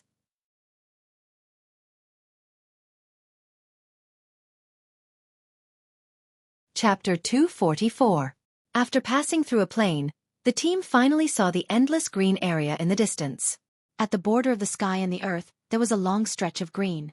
Farther away, there were some tall mountains. Before they walked in, the tribal warriors' eyes lit up. The familiar feeling made their bodies instantly enter a state of excitement, as if they were back to the dangerous mountain forest on the other side of the river. It was the kind of feeling that made one's hair stand on end. It was not fear, but excitement that made one want to tremble. Of course, they were so excited because of the fire seed. As they got closer and closer to the old place, the totem power in the warriors' bodies was also surging, as if it was going to rush out. Is that the ferocious beast mountain forest? The people in the team looked at the green area in the distance with mixed feelings. The Yanjiao people were excited, but the wanderers were worried and confused. Thud, thud, thud. It began to rain, and the rain quickly turned from light to heavy. Bean-sized raindrops fell from the sky. The dry ground was covered with dust because of the falling raindrops, and the smell of soil was everywhere. The sky quickly became gloomy, and the dark clouds were like a giant hand that was about to hit directly. In the eyes of the wanderers, the green area in the distance was like a big mouth full of sharp teeth, waiting for the prey to come to the door. Looking up, they saw the thick clouds as if they were going to suffocate them. In front of them was the famous ferocious beast mountain forest. The washing of the rain extinguished the fire in the hearts of some wanderers, but they still stood there, just because of the anger in their hearts. They did not want to retreat or go back. The team had become solemn at some point. The discussion and laughter had already stopped. The mood of the wanderers was also affected by the solemn atmosphere, and the anxiety in their hearts was miraculously calmed down. At this time, as long as they could walk, they got off the car, including those who were sick, disabled, and old. They were helped down by others. The shaman waved his hand, refused Guizei's help, and jumped out of the car. He was wearing the new leather boots that were sewn during the rainy season this year. The gray fur turned into mud the moment it landed. The shaman looked at the mountain forest with deep eyes. After nearly 1,000 years, how many generations had passed? Finally they came back here. But the people who came back were not the same as before. "Let's go," Wu said. The ferocious beast's mountain forest was very large. The route taken by the Yanjiao team was not in the direction of the Wanshe tribe. There was still some distance between here and the Wanshe tribe, so they didn't see anyone from the Wanshe tribe. There was no need for Xiao to lead the way. Every Yanjiao tribesman could rely on their intuition to find the right direction. Stepping into the forest, the sound of the rain hitting the leaves covered the sounds of the surrounding creatures. The various smells in the air were washed away by the rain again and again. The heavy rain showed no signs of stopping. In the rain, visibility was reduced. Many people couldn't see the situation in the forest in the distance, but it didn't matter. They just had to follow the people in front of them. Inside the carriage where the fire seed was placed, the faint barrier around the fire pit had been removed by the shaman. The deterrence of the fire seed immediately spread throughout the forest. Tap, tap, tap, tap, tap. On the soft ground piled up with countless insects' bodies, leaves and dust, the warriors carried their animal skin bags and carried their weapons, walking in the muddy forest. Every step they took, they left a deep footprint on the ground. The rain from the sky rushed through the dense leaves and dripped to the ground. Soon the footprints were filled with water. Unless they couldn't keep up with the pace and couldn't feel well, the tribesmen would continue to walk in the team. Some children were led by their parents, and with every step they took, all sorts of rotting substances and mud on the ground would rub their ankles. Fortunately, the boots were long, and even some of the worms in the mud would only bite on the skin. They used their knives to cut off the thin insects with suckers on their feet and continued to walk forward. In the forest, there were many wild animals and ferocious beasts. Even with the deterrence of the fire seed, they couldn't completely avoid them. Those bold and fearless beasts in the forest could suddenly come out from the dense forest at any time. Behind the luxuriant trees, in the caves on the mountainside, lurking in the swamps and so on, there were cold and bloodthirsty eyes staring at the team that suddenly entered the forest. In the past, if it were other people who entered the forest, they definitely wouldn't miss this delicious meal. However, this team was too special. There was the fire seed that they were afraid of, ferocious beasts like them, and a group of totem warriors with great strength. The smart ferocious beasts hid and continued to watch. Those that rushed out were looking for death. The swinging of the beast's tail brought up rainwater that swept around like bullets, but was blocked by the warriors in the tribe who guarded around the team. The people in the advance group went to deal with the ferocious beasts that rushed out. In the forest, except for the roars of the ferocious beasts, the other warriors didn't speak. The silent killing was unprecedentedly violent and ferocious. The splashing blood of the beasts mixed with the rainwater and dripped on the ground, dyeing the path that everyone walked on red and filling up every dent in the footprints. No one in the team made a sound, nor did they stop. When the ferocious beasts rushed out, naturally there would be people to resist them. What they had to do was to continue to walk in that direction. If the wanderers who followed them didn't want to be left behind, they would probably fall to the ground and their legs would be soft. Maybe because of the heavy and solemn atmosphere in the team, when they saw the ferocious beasts rushing out of the forest, they wanted to scream, but they couldn't make a sound, as if they were strangled by the neck. The silent group unswervingly walked in that direction, as if they were on a pilgrimage. Xiao put away his knife and didn't care about the ferocious beast that had been cut down on the ground. The other warriors also didn't care about it. They were like sacrifices, the sacrifices that the Yanjiao tribe returned to the old land. The heavy rain lasted for a long time. Xiao had already cut down more than 10 ferocious beasts with the other warriors. Fortunately, they were not in the depths of the ferocious beast forest. There were few ferocious beasts here, and they were not particularly powerful. Xiao threw his animal skin coat on the car, bare-chested, and let the rain wash over his body. There were many people who did the same as Xiao. Everyone had the same totem pattern on their bodies. It was unknown when the totem pattern appeared on every awakened warrior's body, and on the wanderers of the tribe, there were also faint patterns. At the same time, in the old land of the Yanjiao tribe, a team of the Wanshe tribe was resting there. Every once in a while, a team from their tribe would come here. This was the shaman's idea. The chief didn't agree before, But after being persuaded by the shaman several times, he finally agreed. But the chief no longer led the team himself. Now the people of the Xueqi tribe had no fear of this ruined land. The more they came here, the braver they became. They didn't find a place to hide from the rain, so they just stayed here and waited for the rain to stop before going back. A group of people used the stones of the ruins as stools, and some people directly sat on the collapsed stone pillar that had been cut into several pieces. They talked and laughed, and when they were bored, they poked the carved patterns on the stone pillar with their stone knives. "Ah, the rain seems to be lighter," someone said. "Is it going to stop?" The thick clouds in the sky were quickly dispersing. Yangguang's light shone through the clouds, dazzling their eyes. The rain hadn't completely stopped, but it seemed that it would stop soon. Just as they were laughing, everyone suddenly heard a crackling sound. It sounded like the sound of burning firewood in a bonfire. Someone lit the bonfire at this time? A man of the Xueqi tribe pointed to a direction with a frightened face. "Fire! There's fire!" The others looked in the direction he pointed. They saw a spark-like light spot in the middle of the pit that had been dug. Then, with the light spot as the center, 6 fire lines extended outwards. A huge sense of panic struck their hearts. Looking at the fire lines on the ground that were about to spread to his feet, a warrior of the Xueqi tribe turned around and ran, shouting, Go back to the tribe quickly." Before the rain stopped completely, they ran away in a panic. They suddenly remembered those who were almost killed in the beginning. Leave here." In panic, they even felt that the raindrops were like poisonous insects biting them.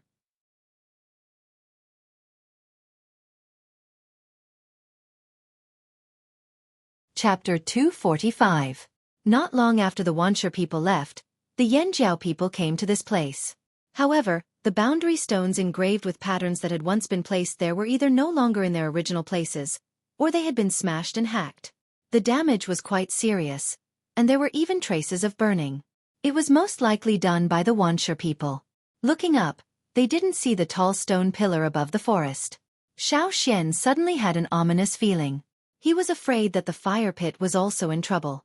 Not only Xueqi, but the shaman also had a premonition. His hand holding the walking stick was shaking. The burning line of fire had already reached the feet of the Yanjiao people.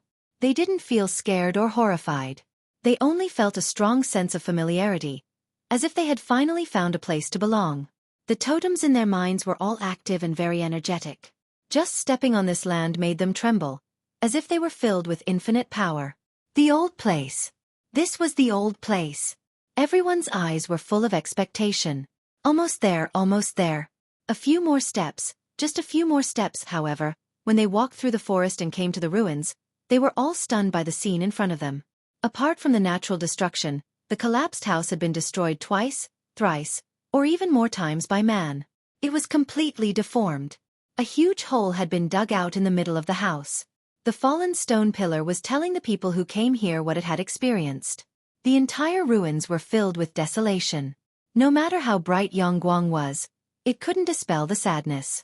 This is the old place? Ao's voice was unsteady. How could it be like this? The Yanjiao people were a little confused when they saw this scene. The shaman hurried a few steps forward, as if he wanted to get closer and see the situation more clearly. His footsteps were somewhat staggered, and his hand that was holding the walking stick tightly clenched. The bulging meridians on the back of his hand throbbed, and because of the various emotions that arose from seeing this scene, his body could not help but tremble. How many years had it been? The ancestors of Yanjiao had waited for so many years to come back. They didn't expect to see such a scene. In addition to anger, there was also deep sorrow. Staring at the shattered stones, the shaman felt like his eyes were being pricked by needles.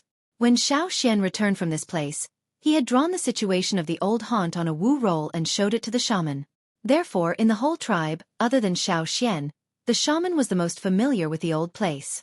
The shaman knew exactly where the house was, where the stone pillars were, and where the fire pit was. 2 years ago, although this place was still in ruins, with the desolation of a hero past his prime, it was far from being as dilapidated as it was now. Even the fire pit had been dug out. How preposterous! What a bastard! He raised his hand that was as old as tree bark and gently pressed it against his chest. Pain. It was a pain that he had never experienced before. From the day he was born, to the day he took over the position of a shaman, Until now, the old man had never felt this way. There wasn't a single drop of blood, but the pain reached all the way to the bone. The old man was too emotional. Xueqi was worried that the shaman would suffer too much, so he hurried over to support him. Seeing the shaman's eyes fixed on the collapsed stone pillar that had been chopped into pieces, Xueqi said, "Now that we're back, let's build a taller one. I still remember the patterns carved on the stone pillars. When the time comes, we'll copy the patterns of our ancestors." Of course, these words were only a little comforting. The important thing was that this place had been destroyed again and again. Even if 90% of these things were deducted, it was enough to start a tribal war. This was a provocation, a trampling on the tribe's totem. How could the people of the Yanjiao tribe tolerate this? Ao clenched his fists in anger, and unrestrained anger radiated from this tribal chief. Who did this? Come out! Several roars, like cannonballs exploded in this forest, frightening many birds and animals. After calming down, Ao's mind became more flexible, and soon he thought of the person who might have caused all this. Xueqi had told them about the situation and what had happened here. The Wanshi tribe. Ao gritted his teeth as he stroked the engraved stones. As a person who had been exposed to stone tools since childhood, he already knew the marks on the stone tools. Only a small part of the marks on the stone were made a long time ago, and the rest, half of them were made between 1 to 2 years ago. The other half was very new, very new.